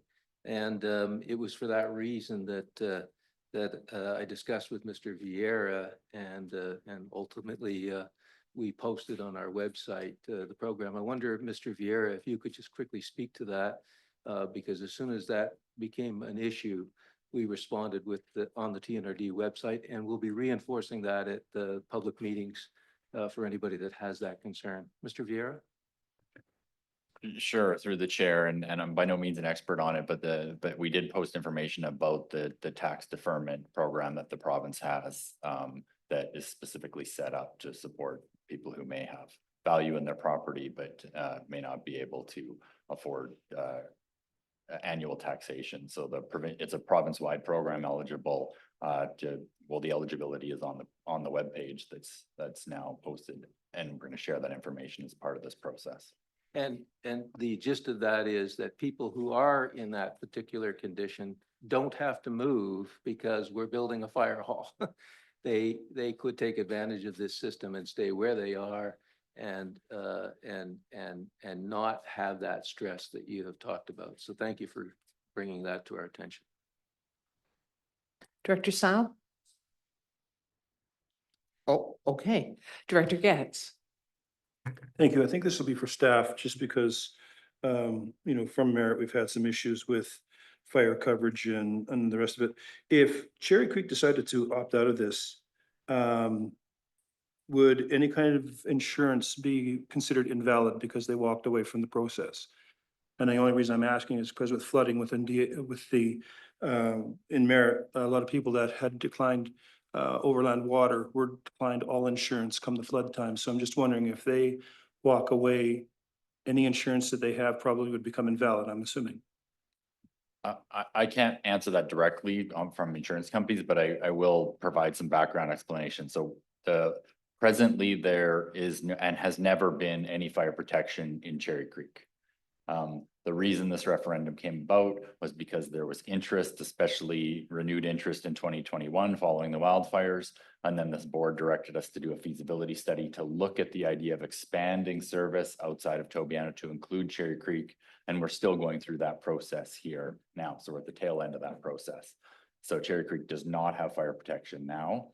If this referendum fails, then they will continue to not have fire protection. So they would be relying on BC Forest Service, I'm assuming. Correct. So whether they have insurance now or not, it would be unchanged. Okay, one other quick question. In Merit, we're looking to put up a second fire hall. And the spot that we have bought is about 30 seconds slower than getting to our other fire hall. And we can't build there because of response time. So I'm assuming this is going to be an on-call fire department. And response times are going to be fairly slow, considering who staffs it. So we could be looking at half an hour before anybody actually shows up to the fire hall to jump into a fire engine and go. So does fire underwriters get involved with this as far as response times and all the rest of that kind of stuff? And do they put their stamp on it, or is this just not under fire underwriters? Yeah, thanks for the question through the chair.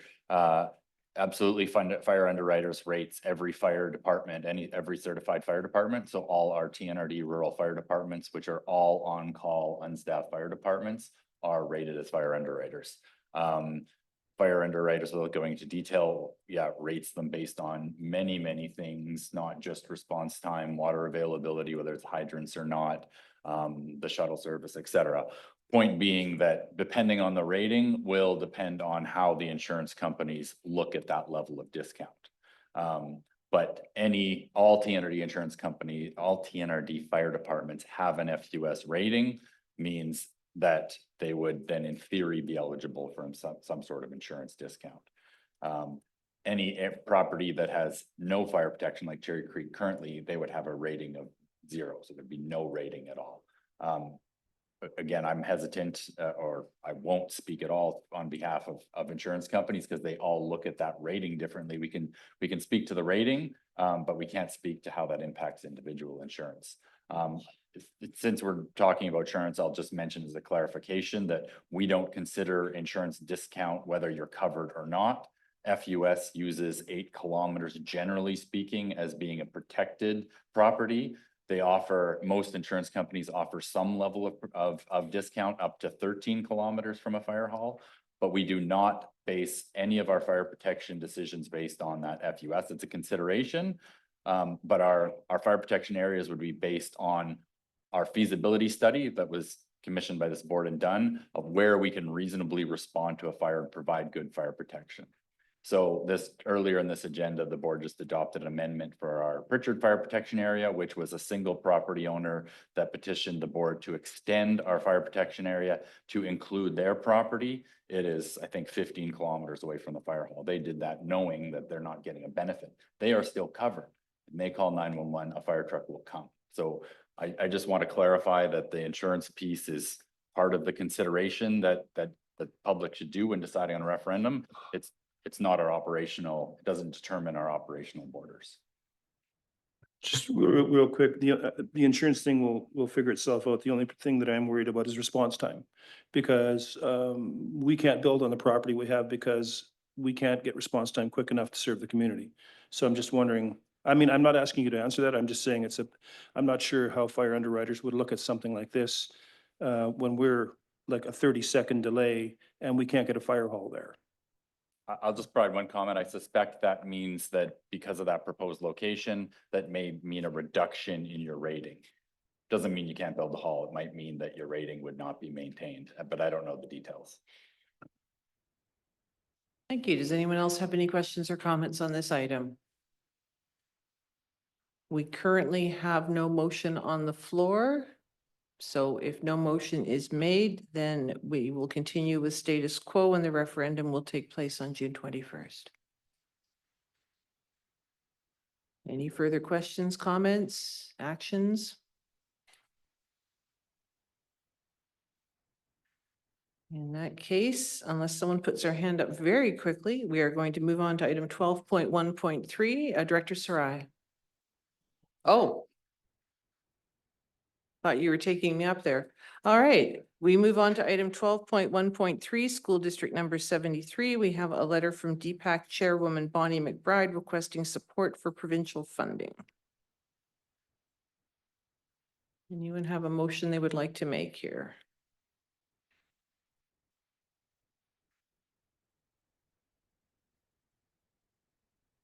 Director Sarai? And the letter of support? All right, so Director Sarai is moving that we write a letter of support to the provincial government and to Union of BC municipalities. Vice Chair Smith is seconding that motion. Is there any discussion? On the motion then, all those in favor? Anyone opposed? That is carried. It's not here in your agenda, but we do move on to 12.1.4, which is the late item from the Thompson-Nicola Conservation Collaborative. It's arising out of the presentation they recently made to us.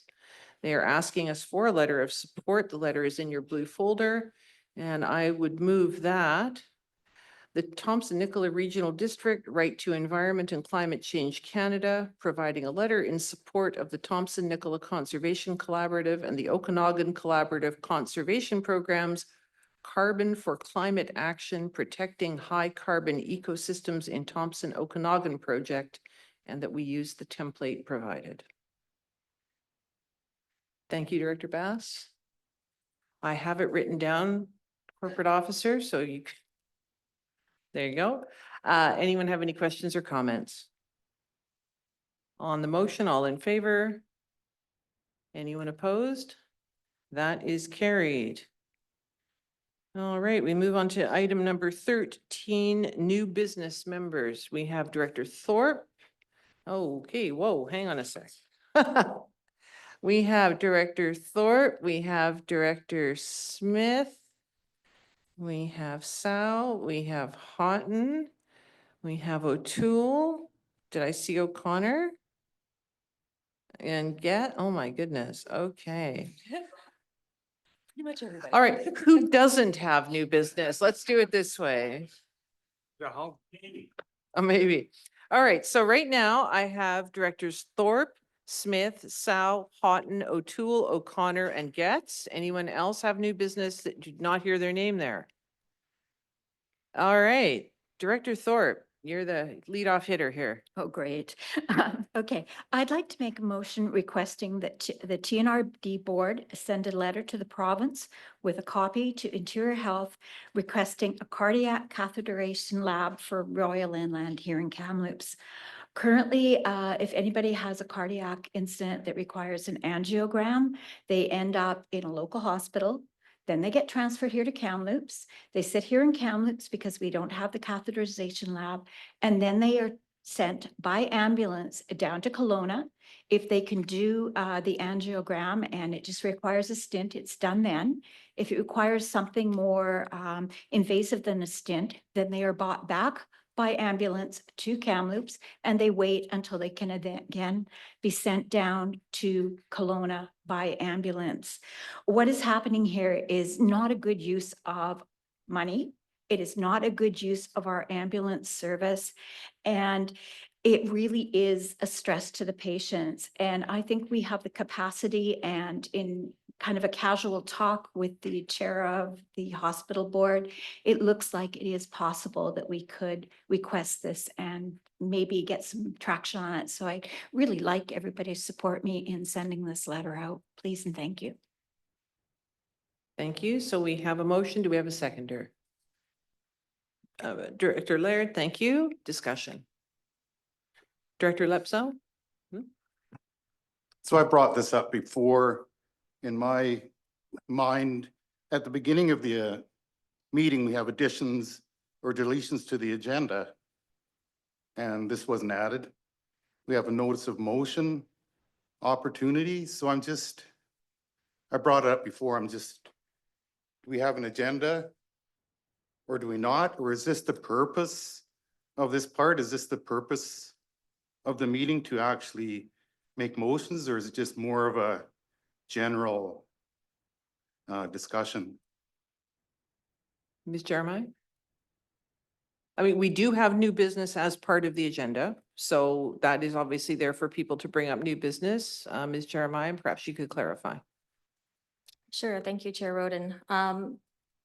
So in this instance, with the additions or deletions to the agenda, there was a request that was submitted in the board's blue folders. So we did add that as an addition to the correspondence, which is why we've had it added in there.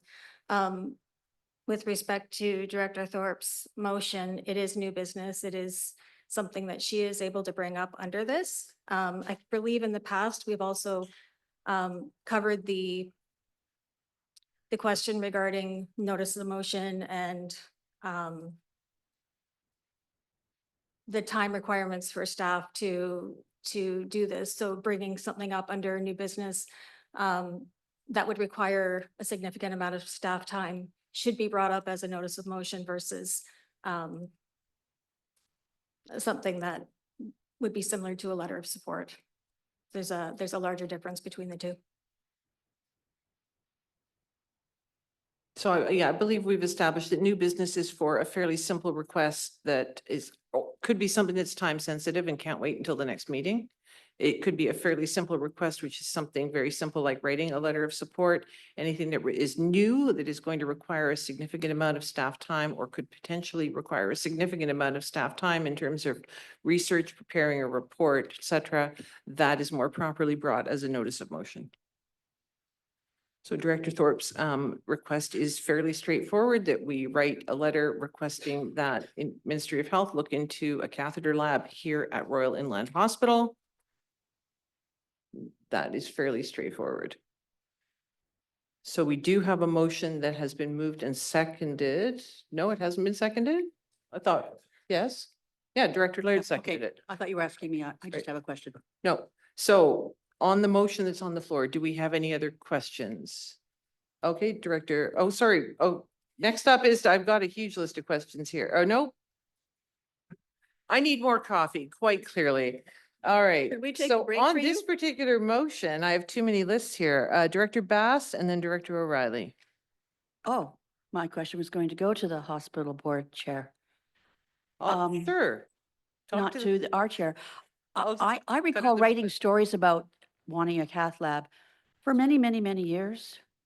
So can you update us on the history of this? Because it seems to me we've been asking for it for a long time and we keep getting a no.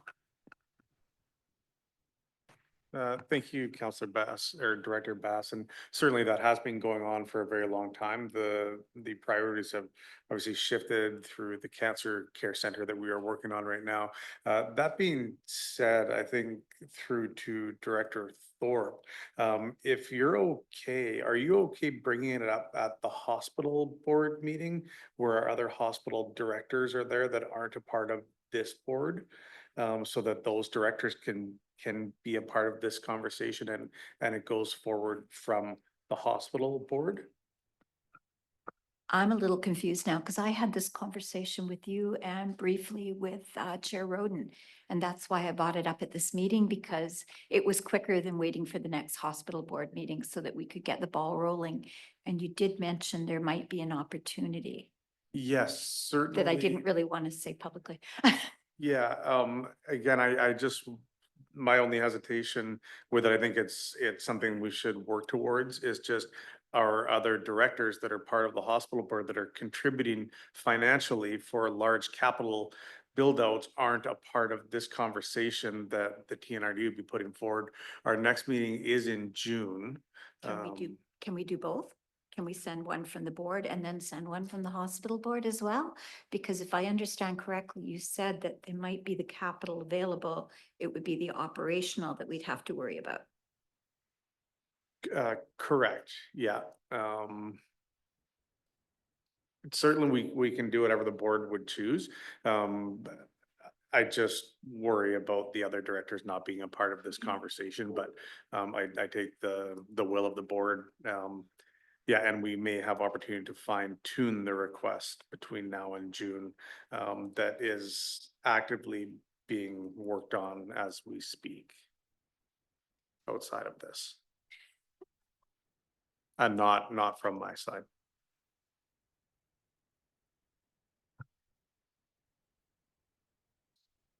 Quite sure what you're asking, but let's do both if we can. Let's start moving now so that we've got the bar rolling, and then let's bring it to the hospital board if everybody would be okay with that.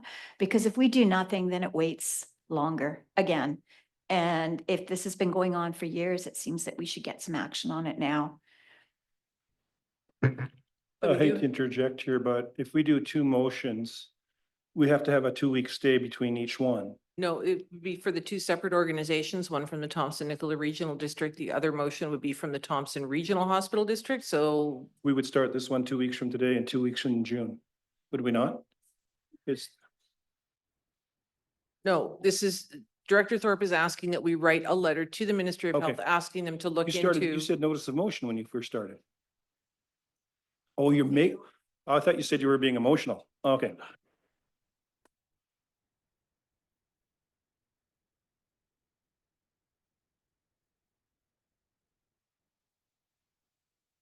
All right, so Director Tsao.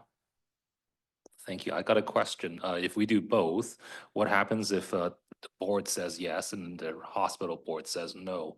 So can we amend your request to the condition that both boards? Okay, okay, okay. Director O'Reilly. Thank you. So I think if this is something that the board wants to pursue at this time, I would like to make an amendment to the wording to be a little bit more general in the sense that we request the data and information regarding patients receiving and needing vascular care from the TRHD at the Kelowna Cardiac Center. If we're only asking for information, we're not asking for a cath lab. Correct. What I'm saying, and that's precisely it. I think with the lack of actual information and data, we don't really know that we essentially do need a cardiac lab today. And what I'm suggesting is asking for the data so we can make informed decisions if that's something that we would like to proceed with.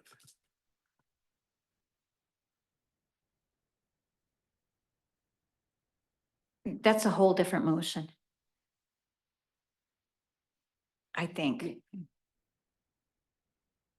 I think it's a question, yes, that would be, I think, a whole different motion, because Director Thorpe is asking that we write to the Ministry of Health and tell them that we would like them to look into putting a cath or a vascular lab here in Kamloops. You're suggesting that before we do that, we should write to the Ministry of Health, Interior Health, I guess, and ask for statistics as to how many people are sent from RAH to the vascular lab in Kelowna. And then we make a decision. So that would effectively go before Director Thorpe's current motion. Correct. If the board so chooses and we want to move forward asking for a cath lab, that's fine.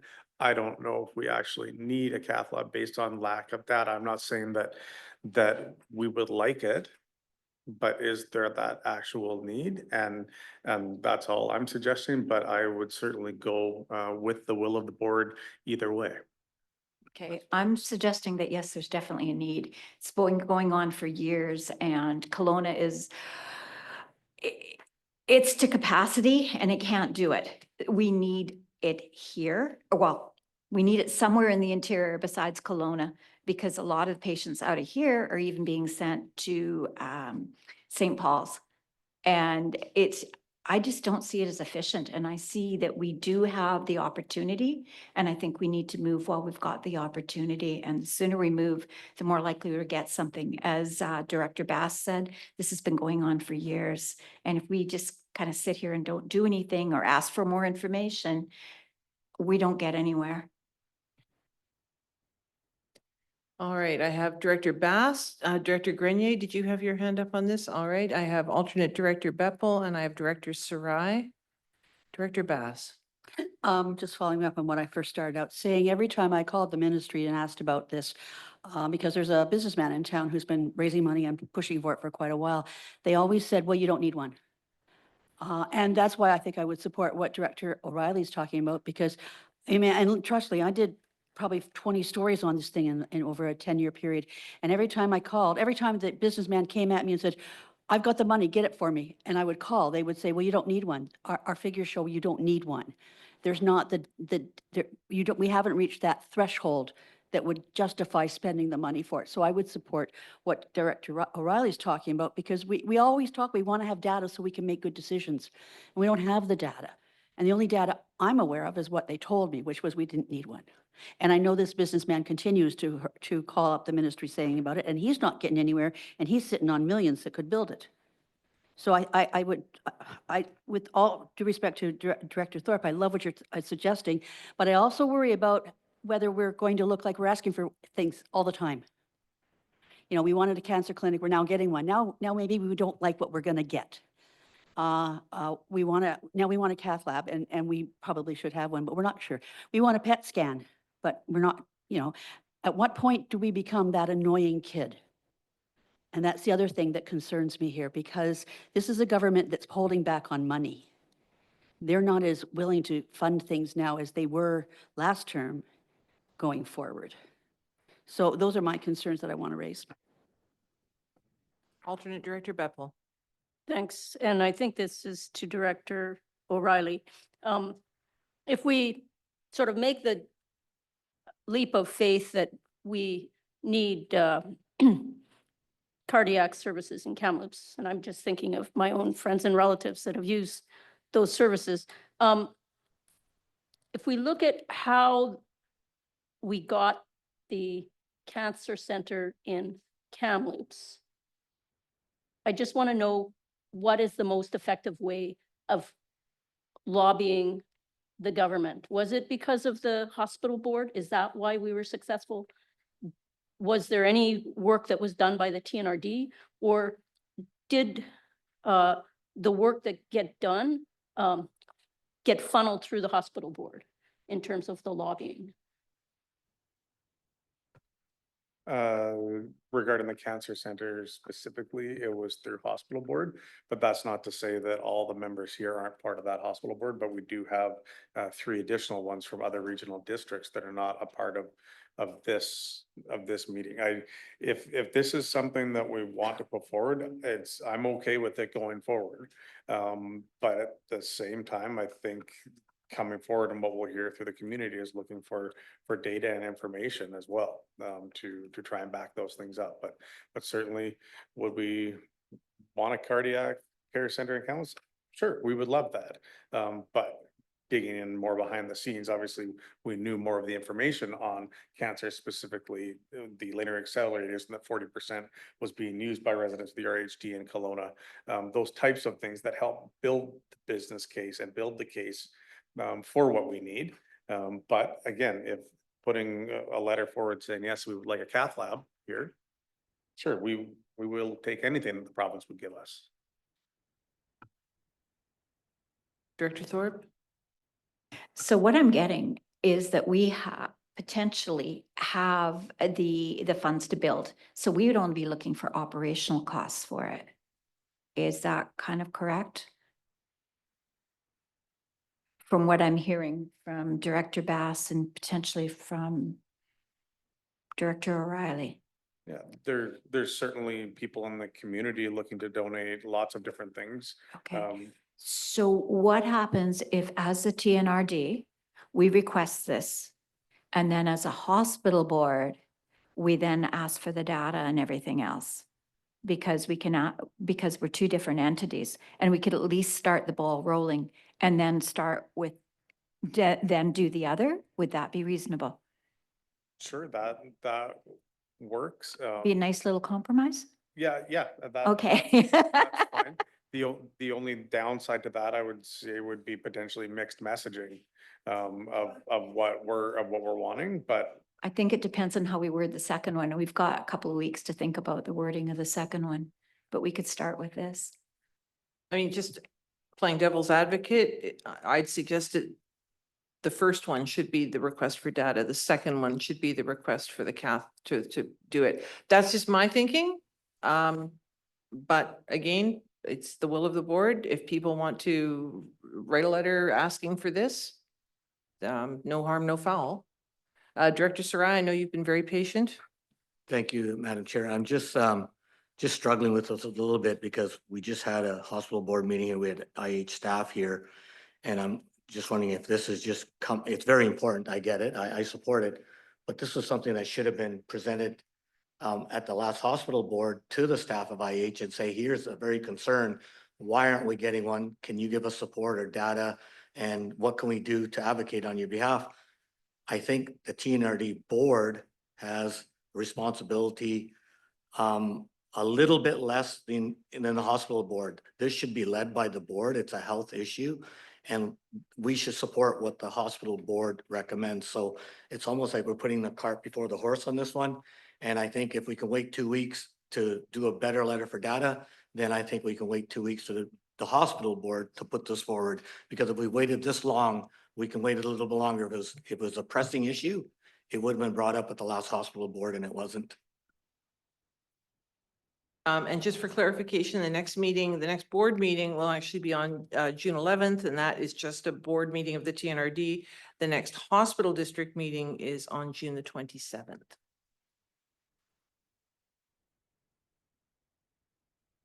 Director Thorpe. Okay, I'm gonna get personal. So my husband had a heart attack 3 years ago. And at that time, he went to Lillooet. They couldn't decide whether to fly him out of Lillooet to I think it was St. Paul's, or to fly him to Kelowna. The air ambulance was not available. So he ended up taking a 4-hour ambulance ride with life support down to Vernon, because Vernon had space for him, but Vernon didn't have a cath lab. But they had a helipad, so it would be very easy to transport him to Kelowna.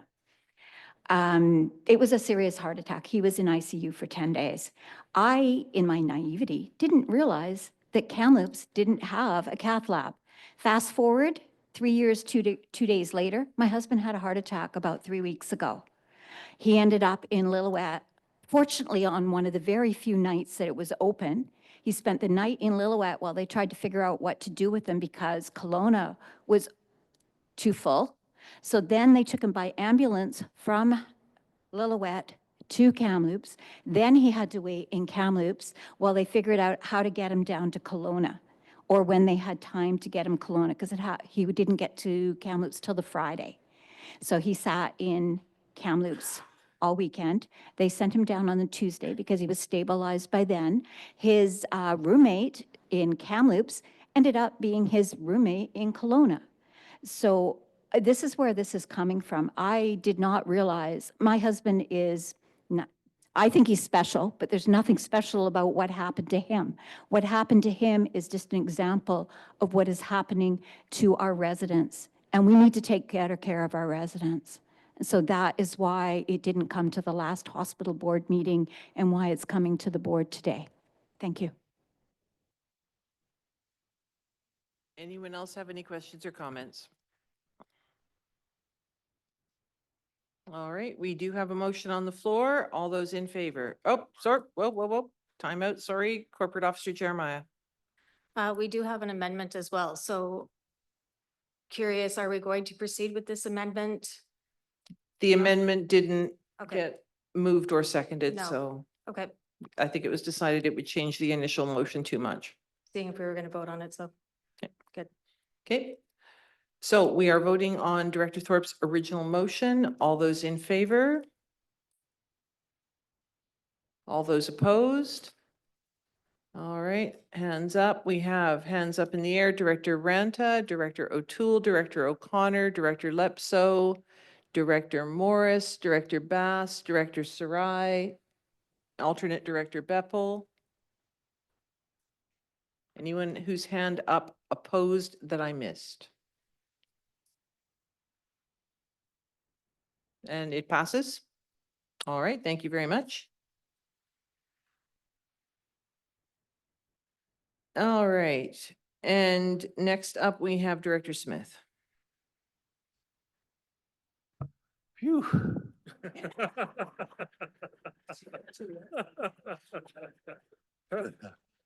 So on a lighter note, I just want to advise the board that as a result of our meeting this morning, our EA meeting, I'd just like to advise you that the Ministry of Transportation has agreed to reduce the speed limit on Highway 97 through the 70-mile corridor. As everyone knows, it's been a long-standing issue, and we didn't get all what we wanted, but I think it's going to do the job, and I think the residents will be happy. I do want to thank some of the groups that supported me on this journey. Of course, the businesses and residents of 70 Mile who wrote many letters of testimonials of close calls and near deaths. 70 Mile Volunteer Fire Department, the 100 Mile Volunteer Fire Department, the Clinton RCMP, the Green Lake and Area Ratepayers Association, MLA Lauren Dirksen, and last but not least, the TNRD advocacy team, who took this issue directly to Victoria on my behalf, and obviously had a fairly big impact on the minister. So thank everyone for that, and onward and upward. Thank you. Thank you very much. And on that happy light note, we are going to take a 5-minute break. All right, where next up is Director Tsao. Thank you, Chair. And Board, I'd just like to recognize the contribution of Roland and Ann Neve, who are both big donors to Trail Works in the Wells Gray Park.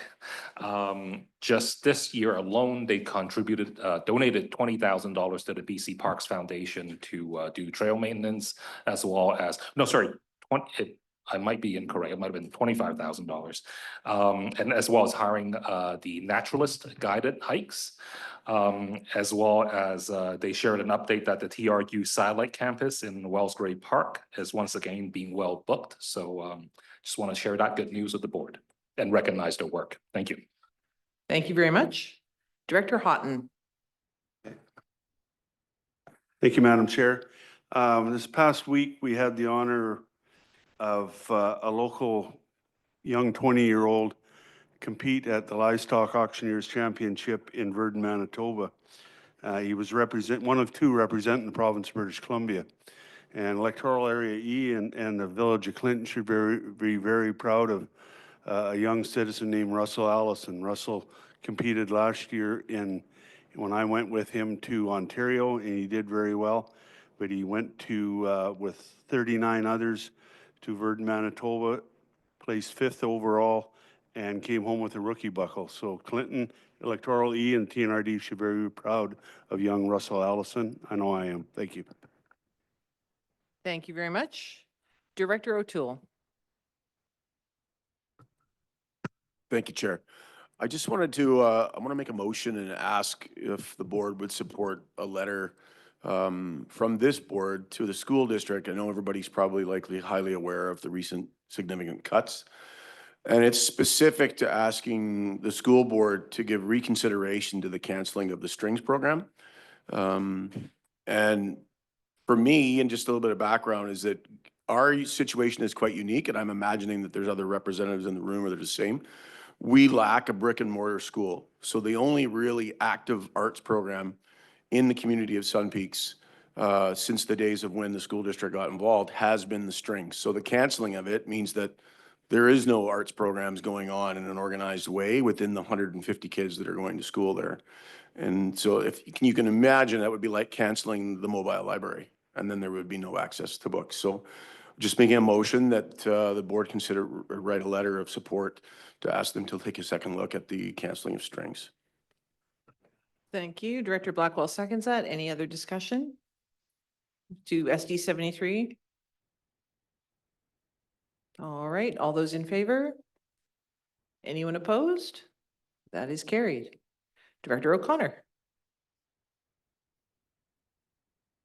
Thank you, Chair. So the Village of Lytton is celebrating 80 years of incorporation. And as of May 3rd, 1945 is when incorporation happened. I don't know why it's making that noise. And so we're going to be entering a float in our parade on Monday, the May long weekend celebrations in Lytton, as well as offering cake to everyone afterwards. I'd also like to mention that previous Mayor Jan Polderman, who was also previous TNRD director, has helped to organize an event on Sunday of the May long weekend, and it's called the Canyon Cruise. And there are apparently 160 vehicles registered, and they're coming from Merritt, Lillooet, Kamloops, and majority of them from the Lower Mainland. And they'll be lining the streets of Lytton. And Nancy was there recently, so she can imagine how it will fill the streets. The streets, of course, were designed for horse and buggy, so they're nice and wide. They'll accommodate all those vehicles. Yeah, so if you're looking for somewhere to come on the long weekend, make your way down to Lytton. And while you're there, please visit the Lytton Chinese History Museum, which is recently reopened, a labor of love for Lorna Fandrich, who built the first one, which opened in 2017.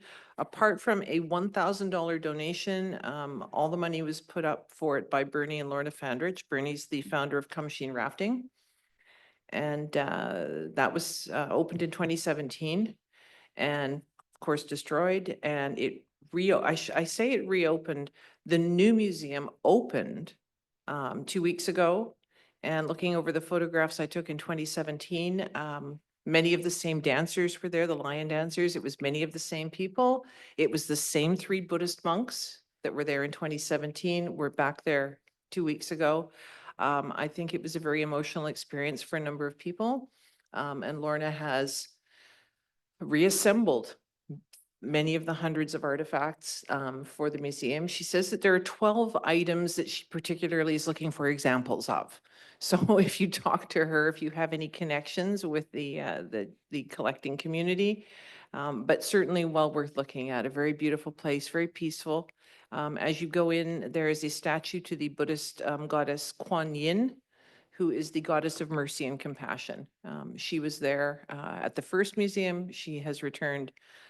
So I think a very fitting deity to be at the entrance to the Lytton Chinese History Museum. Director Goetz, you're up next. Thank you very much. Just to make this real quick, CILGA 2025 is in the books. Want to thank everybody that came. Want to thank the communities. Want to thank you for bringing your baskets. It was a lot of fun.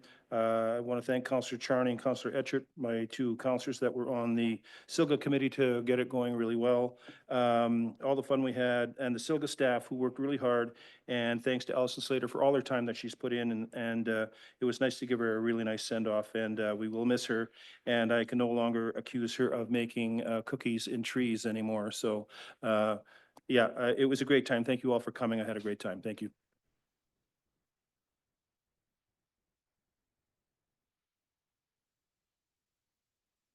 I have come to my list of people under new business. Was there anyone I missed? Director Bass? It's only a follow-up to Director O'Connor. Last night at the BC Economic Development Association Conference, the Lytton Indian Band won an award. I cannot remember what it was for, but it had to do with their recovery from what devastated you and how it incorporated not just building, but culture and continuity. And the dad of somebody named Troy accepted it. Okay. That Troy guy also got another one for the Musqueams. All right, we move on to item number 14.1, notice of motion. Director Laird? Thank you, Madam Chair. We finally got to the last item. Whew. Anyway, my motion is that the board expand the composition of the current finance committee to 7 directors with representation from 3 electoral areas, 2 small municipalities and 2 large municipalities. Seconded by Director Aranda. Thank you very much. And I'm just going to ask Director Laird if you could possibly give us the rationale for bringing this note behind your bringing this notice of motion. Thank you. We only have 1 representative on the finance committee. And the EA directors pay approximately almost the same amount as all the area directors, the municipal directors. I think there's about $3 million separating between the 2. And I didn't feel that we had proper representation with only 1. And in order for a board to work, it has to have an uneven number so that it can function properly. So I didn't feel we had proper representation for EA directors on the finance committee. That's why I brought it forward. And just clarification right now, the terms of reference for the finance committee call for 1 EA director, 1 director from a large municipality, 1 director from a small municipality, and then 2 other directors. So the number of EA directors could range from 1 to 3, depending on who puts their names forward. And because this is a board chair appointed committee, who the board chair appoints. So that number could fluctuate. We are not limited to 1 EA director, just for the clarification for the rest of the board, 22 of whom are not on the finance committee. There is nothing that limits to 1 EA director. That is simply the composition of the board at this time. Just clarifying. Thank you. All right. Does anyone have any questions or comments? Director Tsao? Thank you, Chair, and to staff. How many EA directors put their name forward for this current committee?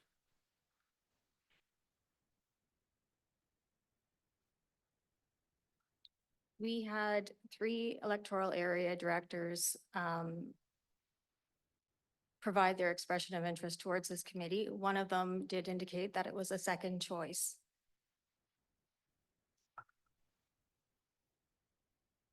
Direct, was that you putting your hand up? Thank you, Chair. Yeah, I struggle with this one, to be honest, for many, many reasons. First off, I don't think this is the right venue to make the change. I think it needs to be made at the committee level.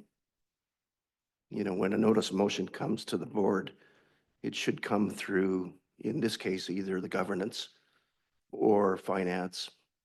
You know, and as a finance committee member, we weren't even talked to with respect to this notice of motion. And to me, that's where the start of good governance is.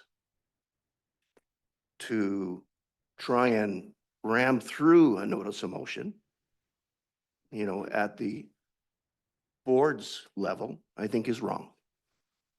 The history shows that this board had an audit committee before the first finance committee was put together.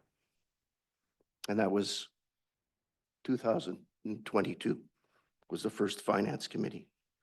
The terms of reference are very clear. And I think if the terms of reference are going to be changed, it should start at the committee level, not at the board level. And I really question as to why this notice of motion is here. Is it because somebody didn't get on the finance committee because they weren't picked? Perhaps. But I just think that this is the wrong place for this notice of motion. Thank you. Director Newstater. Thank you, Chair. I see CFO Fox is not here, but I wonder if staff could speak to, are there any concerns from finance that there is an imbalance of representation, or they're concerned that they're not getting what they need as far as information from area directors? Has there been any concern expressed from finance, who would know better than anyone what the needs are? Through the chair to Director Newstater, there hasn't been any concerns. As Director Hall mentioned, in 2022, there was a complete overhaul of our committees, and we knew that things needed to change, and the board at the time made this decision, and we're simply as staff are just following through. So as staff, we feel that any number on the finance committee could work for us. We have no So just supplemental to that, it does seem to me that our finances have never been in a better place than they are right now. It feels, at least from my perspective, that it's been working very effectively. We, of course, just won a recent award for governance. I commend the EA directors on bringing forward something that they did find that we could change, that returned dollars back into those communities. So it seems to me that it's working well, and I'm definitely open to the concept, but I really haven't heard any rationale that would explain to me why we would change a system that's working extremely well at the moment. Thank you. Director Thorpe and then Director Tsao. So the policy committee, the solid waste committee, some of the other committees we have, how many people do we have on those? It seems to me that the finance committee is very small in comparison to our other committees. Through the chair, Director Thorpe, the board made the decision on what the chair, what the components of the committees are. So I know you're looking for us for answers, but the chair or the board actually made the decisions at the last term to. Oh, I'm asking for numbers, Oh, just in comparison, please. We'd have to pull that up.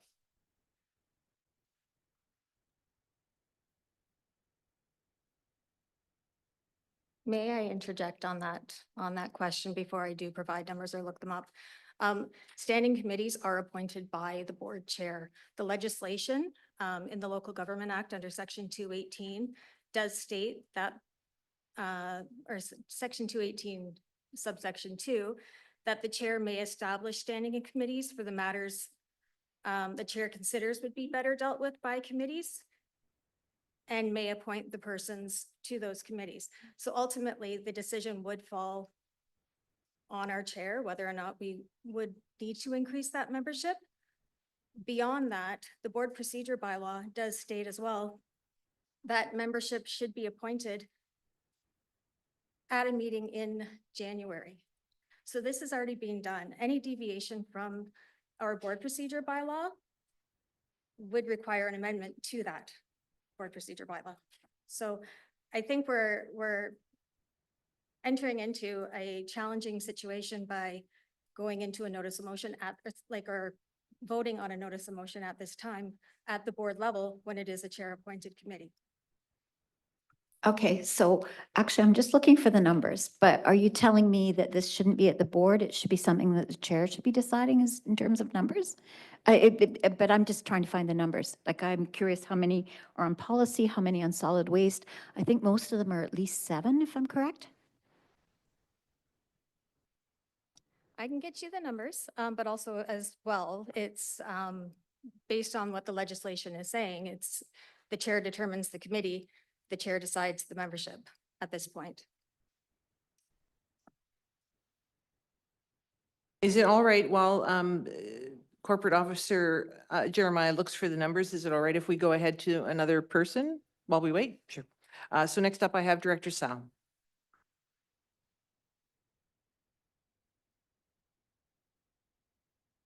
Thank you, Chair.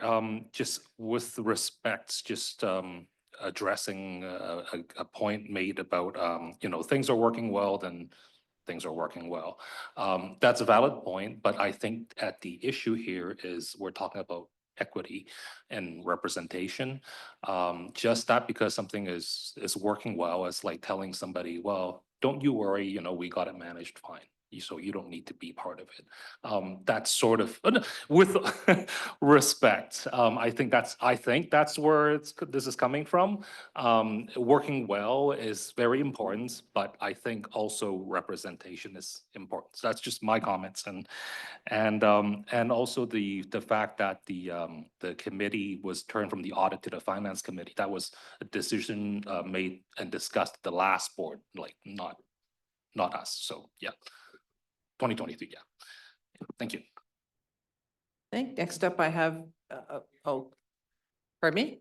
Oh, we have the numbers, okay. Okay, sorry, they're all on our public website under committees, but I'll read through them here quickly. Accessibility Advisory Committee, 2 board members. Committee of the Whole, 27. Electoral Area Directors, 10. Finance Committee, 5. Governance Boundary Review, 14. Policy Governance at 9. Regional Solid Waste, 9. Invasive Plant Management, 3. Utility Systems, 8. Wells Gray Country Services Committee, 7. That's it.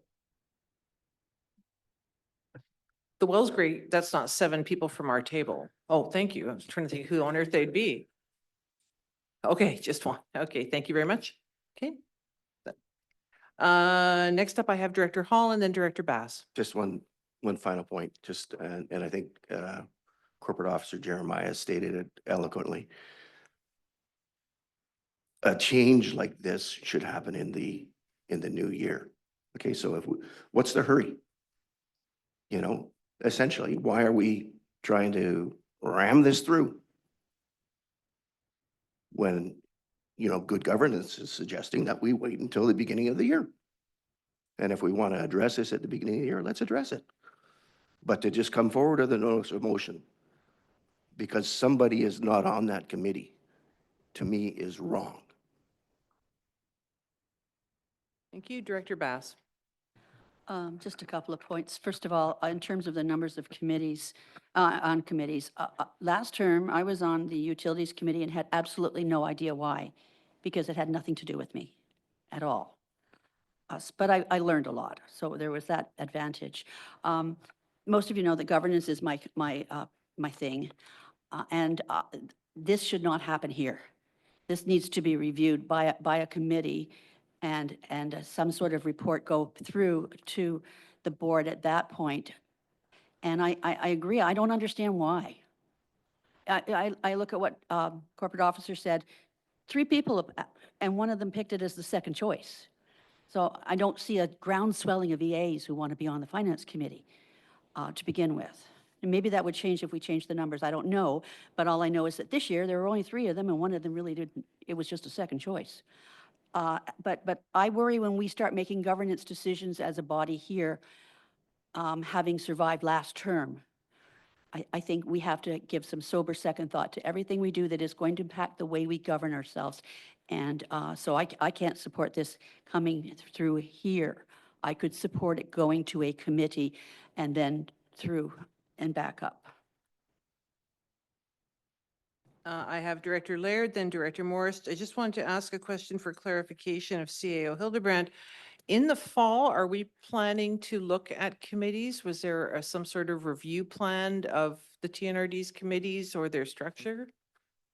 Through the chair, there's only a procedure bylaw housekeeping issues that were going to come forward. We thought that if this was to pass, is the right time to make it part of this change, because there isn't the finance committee meeting now until October 2nd. Director Laird, then Director Morris. Thank you, Madam Chair. I don't think this is a forceful. There was a decision when I looked at it and decided that we weren't properly represented. And that's why I suggested adding the extra 2 in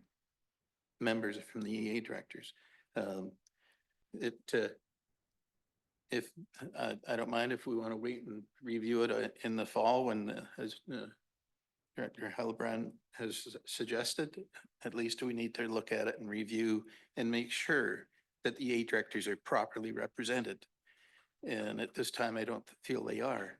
So that was why I brought it forward. And it has nothing to do with ramming anything through. Unfortunately, I don't appreciate that comment. Thank you. Thank you. I have Director Morse, Director Bevel, and just to your point, Director Laird, just note that I am absolutely not opposed to putting in strictures or guidelines as to the composition of a particular committee.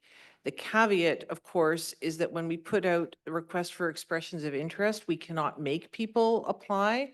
And in the time that I've been doing this, I have had to reach out to people when we have not had enough applicants or enough applicants of a certain type for a certain committee.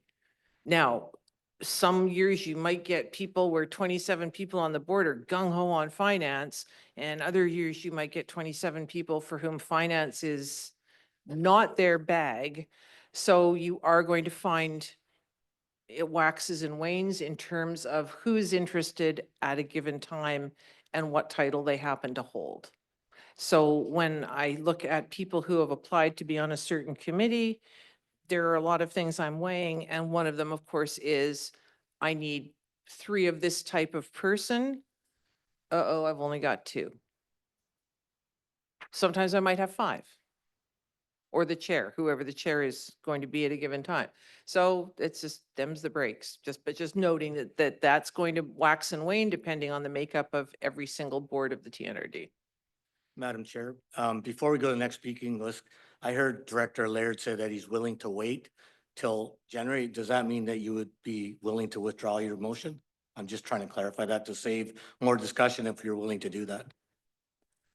I'm tending to agree with our CEO because it's going to be discussed and it'll be before the next finance meeting. So I'm hoping that we get better representation as directors. When you look at the amount of money that we put into our budget as EA directors, it's almost half of the money going into the budget. And to only have one of us as a EA director to represent our basically our concerns, that was what was basically I was having the problem with, but I'm quite willing to withdraw the motion, and we'll make sure that it's on our agenda before the next finance committee meeting. Thank you, Director Laird. Corporate Officer or CEO Hildebrand. Thank you. Just for clarity, our intention in the fall was for a procedure bylaw overview, not specifically one specific committee. So I just want to make sure we're clear because I want to make sure the board understands. If they want this, then you should probably tell us that you do want that because it was something that we could address if it came up, but right now it's not being pushed forward, I guess. If that makes sense. What would it take to get this for a more fulsome discussion? Is this a motion that would be more properly constituted coming from the finance committee, for example, with rationale, background, and explanation coming from the finance committee to the board? Would that then prompt the discussion that Director Laird wants to have? Yes? Thank you, Chair Roden. Yes, that would be probably a great idea. I also feel that the motion probably should be directed to the chair to enable that change. We will be having our board procedure bylaw amendment at our discussion at a committee of the whole meeting in the fall as well. So there's another opportunity if the board does choose to modify the terms of reference for committees or the appointment process, et cetera, that can be done at that time as well. Director Laird. Myself, I think it should come through policy and governance, and it's not being handled by the finance committee because it's a policy and governance issue, not a finance committee issue. The only reason I brought it up under finance is because I felt that we needed to have the extra representation from EA directors. So I don't think it's advisable that this goes to the finance committee to decide. I think it needs to come from governance, and that way it's looked at as a governance issue.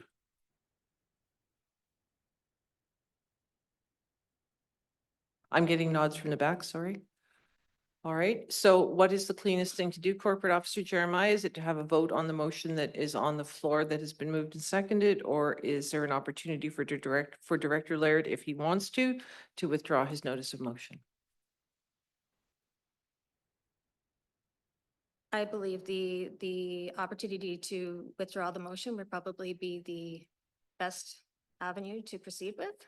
And at that time, at the next Policy and Governance Committee, we can add this as an agenda item as per discussion. Is that acceptable to you, Director Laird? Does that mean we're gonna have information coming from the governance, the policy and governance, or is it gonna be a discussion we have with direction from our CEOs to when this will happen? Is we gonna, I want to make sure that we discuss it. And is the motion coming from dealing with through the governance and policy? Is that guaranteed, or are we just going to say, well, Corporate Officer or do Jeremiah? you need a motion that that is what happens? I don't think we need a motion. We can ensure that we add this to the agenda for the future Policy and Governance Committee meeting. I think Director Laird's concern might be that it can make it to an agenda for a Policy and Governance Committee meeting, but what is the guarantee, if any, that it is going to proceed from that to the board as a whole for consideration? Is that your concern? Okay, thank you. Well, ultimately, any decision that would be made to modify a standing committee would be made through the chair. So the resolution coming from a Policy and Governance Committee would be to direct the chair to modify for the board to direct the chair to modify the terms of reference and membership of the committee members in the Finance Committee. I'll withdraw my motion. All right. So that is withdrawn. All right, and Director Moore, do you still want to have your say on this? Sure. Okay, I have Director Morris and I had alternate Director Beppel. If you still want to have a word, are we allowed to? Yes, we can do this. I've made it, go ahead. And yes, it may be water well under the bridge by now. In any case, what I was trying to add in my patience in the lineup, as it were, is that these decisions are best made by skill set. In particular, knowledge and for the most part of, I believe specifically in the finance one, it is truly important. And so what I was about to say is that the governance model needs to take that fully into consideration. And folks like myself don't necessarily have that level of expertise that others do. So on that note, we've had a lot of conversation, and that was all I was adding to it. Thank you. And alternate Director Beppel said that she no longer has a comment. We have no need of a closed meeting, so we are adjourned. Thank you very much. And we will see you all heading to beautiful Clinton.